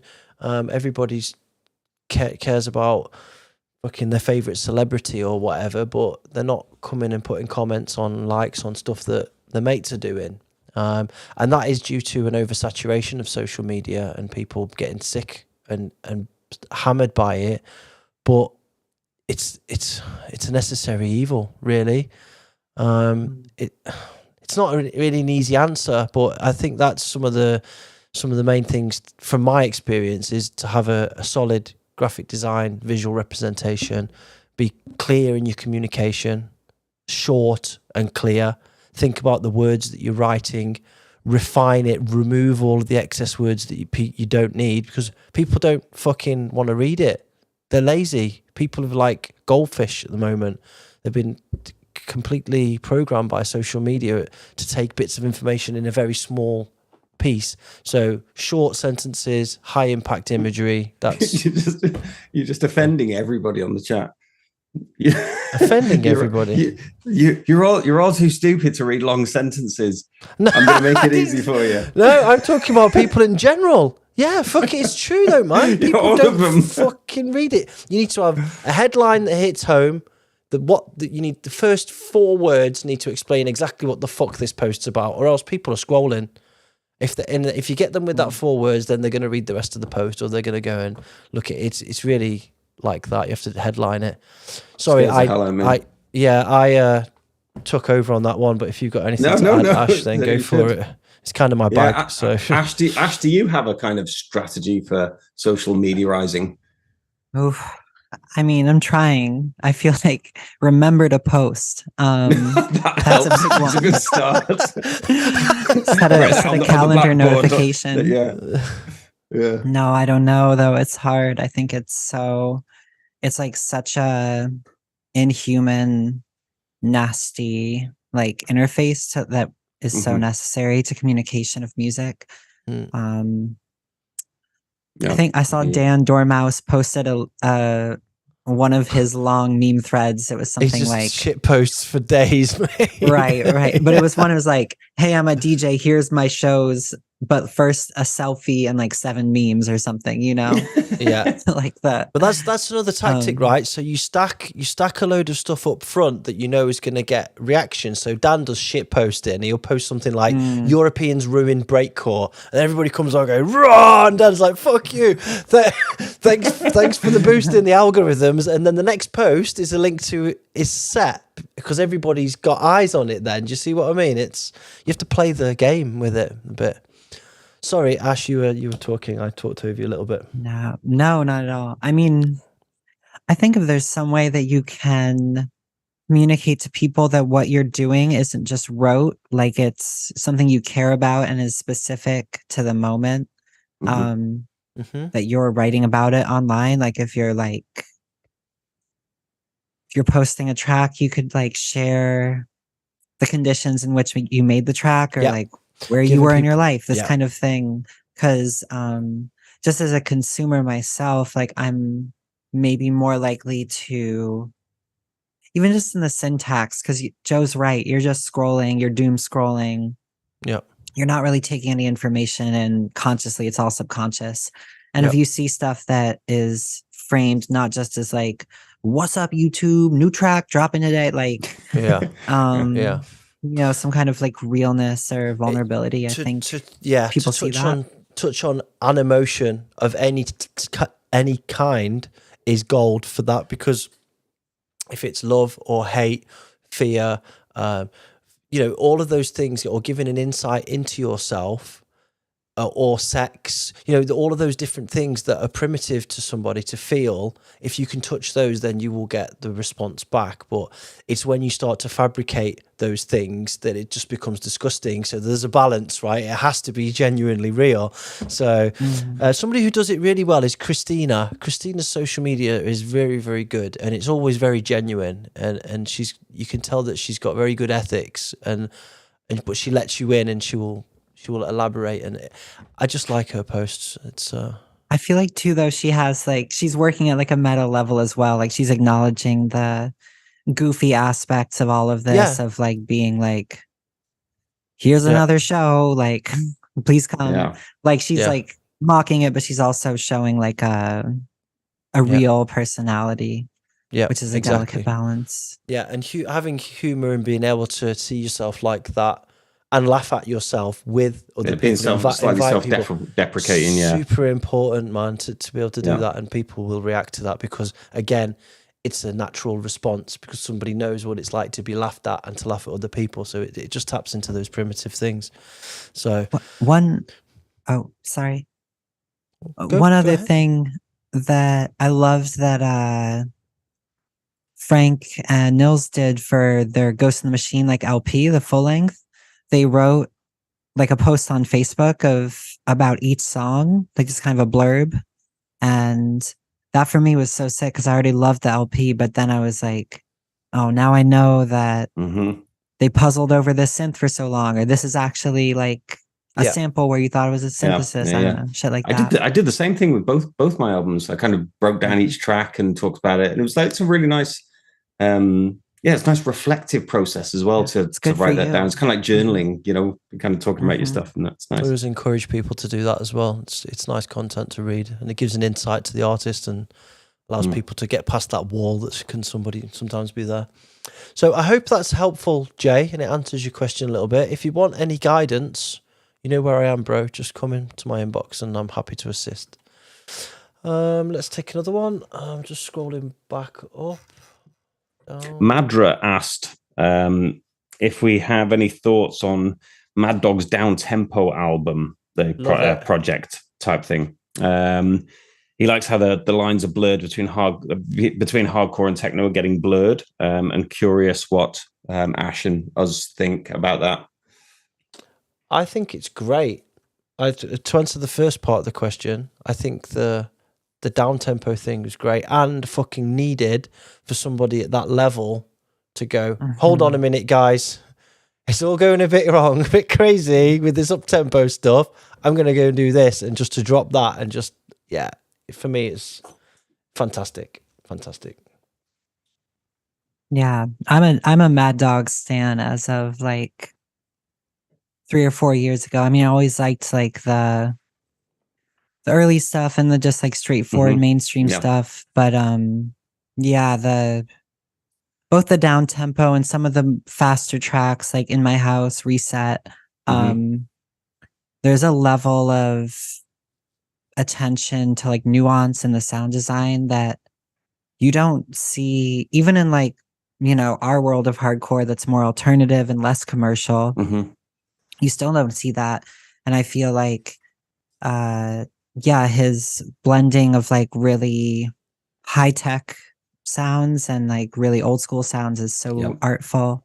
I think too, just to the point that Madra was saying about HC or like hardcore and techno, the lines being blurred. For me, that echoes, it's kind of like a horseshoe where early hardcore is less easily defined from techno, or like early rave stuff, maybe more so, where there's, the sound design at the start of this genre felt a little closer, and it's like a return to that. So definitely. love all 3 of the records are really good. Yep. Yeah. Like you say, I think there's a level of respect and maturity in there with the music. Like say, it's respecting the past and like doing it a kind of a modern take on it in a very kind of mature and kind of grown up way. Trying to stay true to that kind of sound and stuff. It's really, really impressive. Really good. Cool. And I love how the lines between hardcore and techno are being blurred. Yeah, I completely agree. Welcome with open arms. More questions? Do a couple more.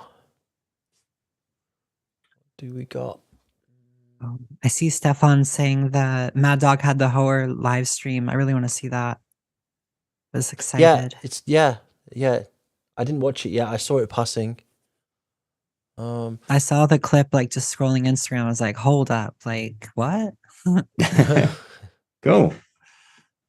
People asking Starving Insect if he can remake Zenith Flowers of Intelligence. Has he replied on that yet? I think no. That was Stefan asked me, and I asked Alex. I bet you he could. I would put my house on the fact that he could. By the way, if anybody's listening and they haven't already checked out Starving Insect recreating the classic series on the Oblivion channel, then you should.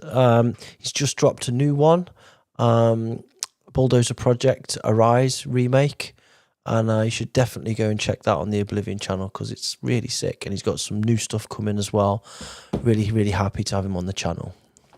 So cool. Yeah, he's fucking super intelligent, man. I love it.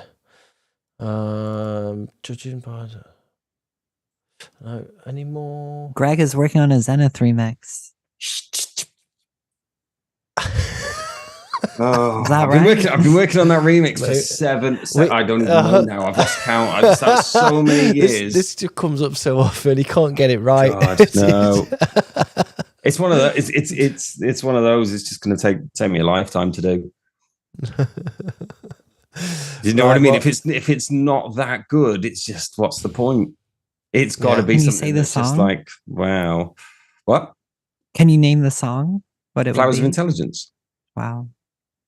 Yeah, It's hard to do. It's ridiculous. It's ridiculous. I've done like I don't even know. I haven't touched it for ages. I had to take a break. I got to version 48 and I had to walk away. I've been doing it for like 9 years. I've lost count. I've had chats with Lenny about it. Lenny's like, yeah, I've got all the stems from the original studio session. I'll send them over. I'm like, that's still not going to help me.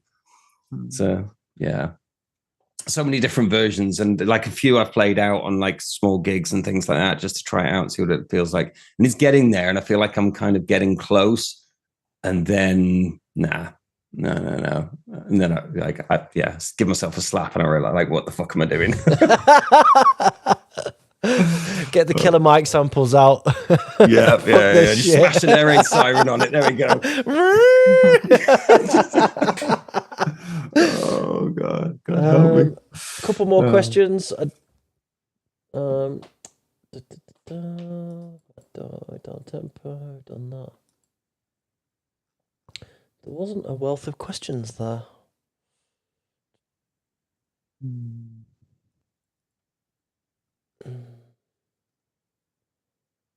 Okay. All right. Well, Ash, a question for you from me.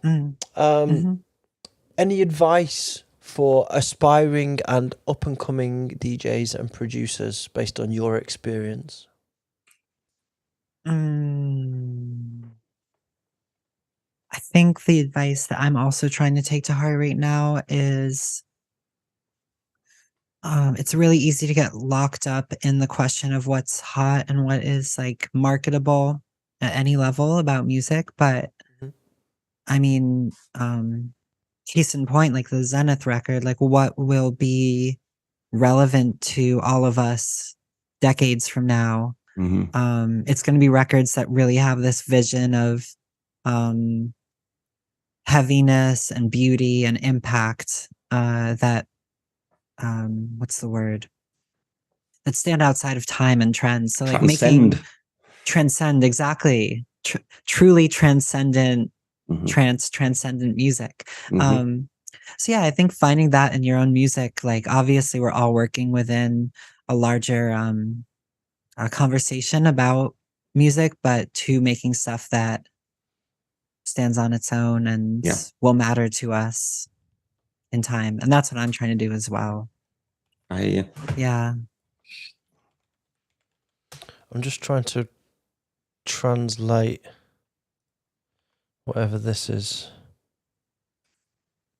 You got a question in a different language. Have you tried to translate the music, the notes they use? How do you scale to give an encrypted just message? right click and translate to English. You in Chrome? I see. Oh yeah. Oh.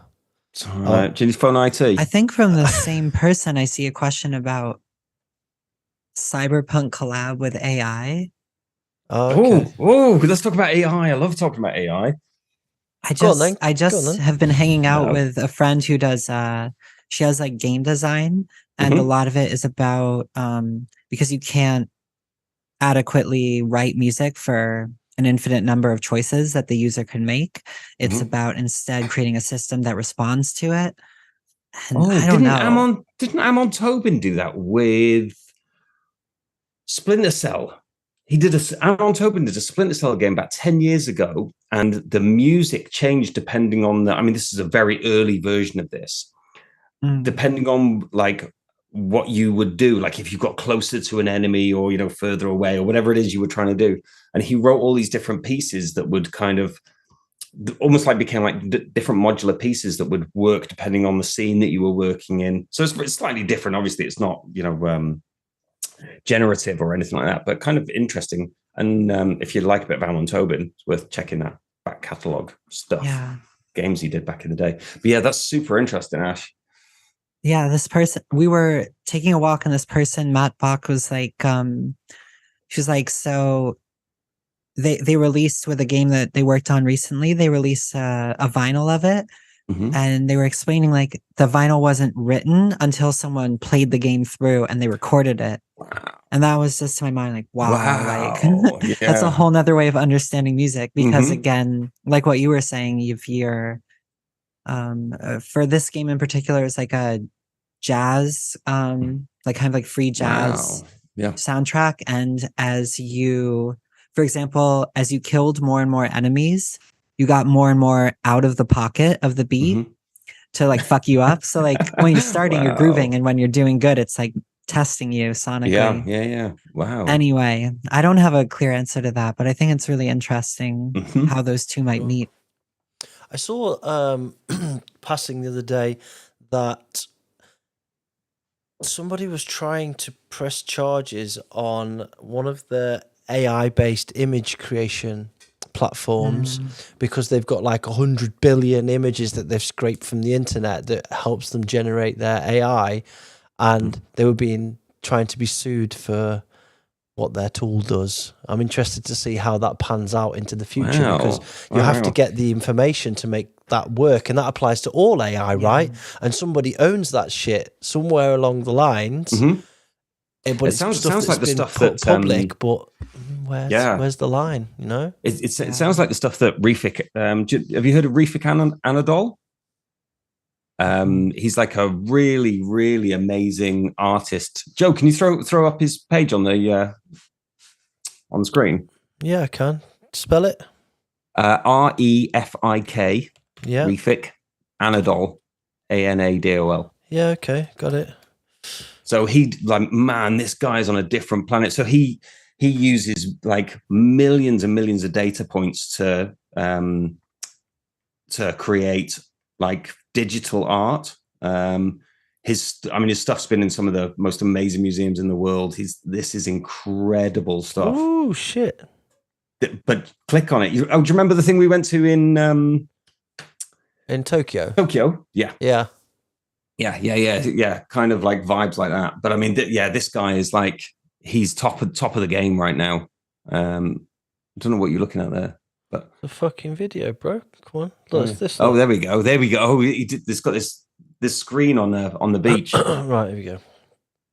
Put the audio up. I don't know if it's about the audio, but yeah. Buffering. Please hold, caller. Got amazing graphics, but shit servers. Yeah, Team Lab. Thank you, Wanda. Team Lab, yeah, that was where we went. Oh yeah, we went with Wanda, didn't we? Yeah, but yeah, this guy does. So the So it's not just art. I mean, what he does is like completely generative based on like millions of data points. Like he'll suck in like the entire, I don't know, NASA database or something and turn all the points into these kind of like generative. I mean, look at this stuff. This is crazy. That's sick. Yeah, he does some really, really cool stuff. In fact, Ashe, I think he had something at MoMA recently. That might be worth checking out. But yeah, I was just there like a month ago. Oh wow, yeah, I think he had something at MoMA very recently. Wait, say the name one more time. Refik Anadol.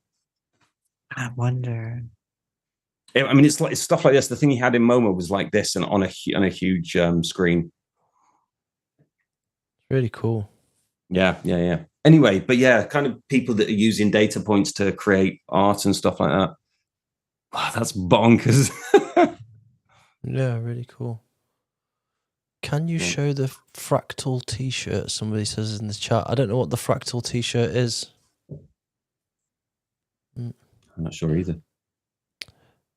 Greg, can you post up a link to that Eminem AI rap thing from the last show? I told people about it, but I couldn't find it. Oh, yeah. What was it called? Thingy.ai. I can't remember. AI rap thingy. Deep Beat is thing that is Jay, that's not literally... it. That creates rap lyrics for you based on like the database is all the famous rap songs in the world. So that was it, Uber.ai. Jay, I literally wrote in AI rap thingy and got it. So you yeah, there you go. Thanks, Google. There you go, bro. It's in the chat. Cool. Anyway, okay. That was fun. Yeah. Any more questions? Or if not, then we will close this shit down.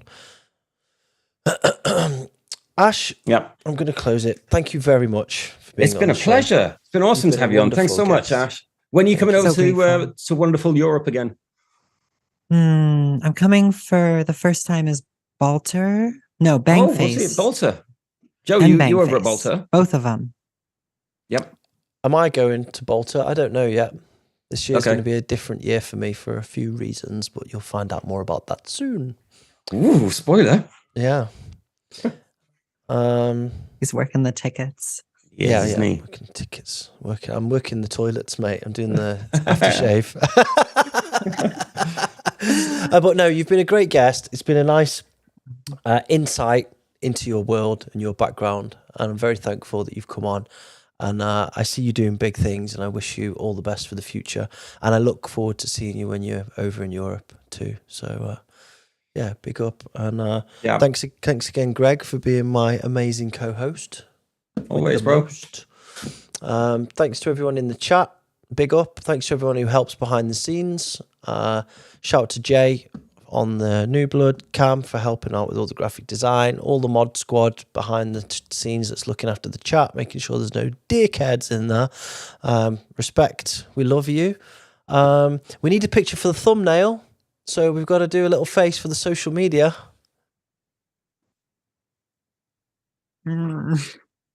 That'll do. There you go. There's the thumbnail. Look, Jay in the chat. Thumbnail. That's his job. He loves that. Don't forget, tomorrow is Detest Day. If you've got or pre-ordered the record, it's coming. In fact, Tia fucking got it. I'll give you a little tease. Ooh. It's a bit much.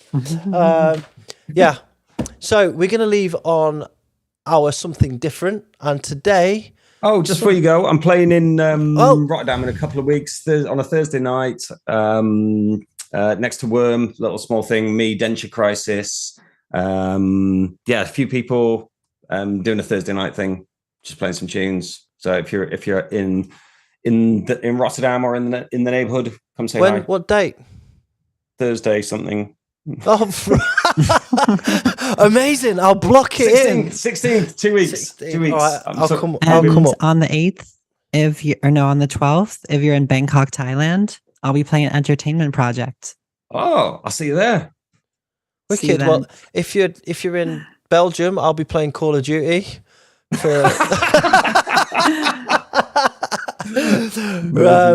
Right, so yeah, let us know the date, Greg, because I'll come over for that.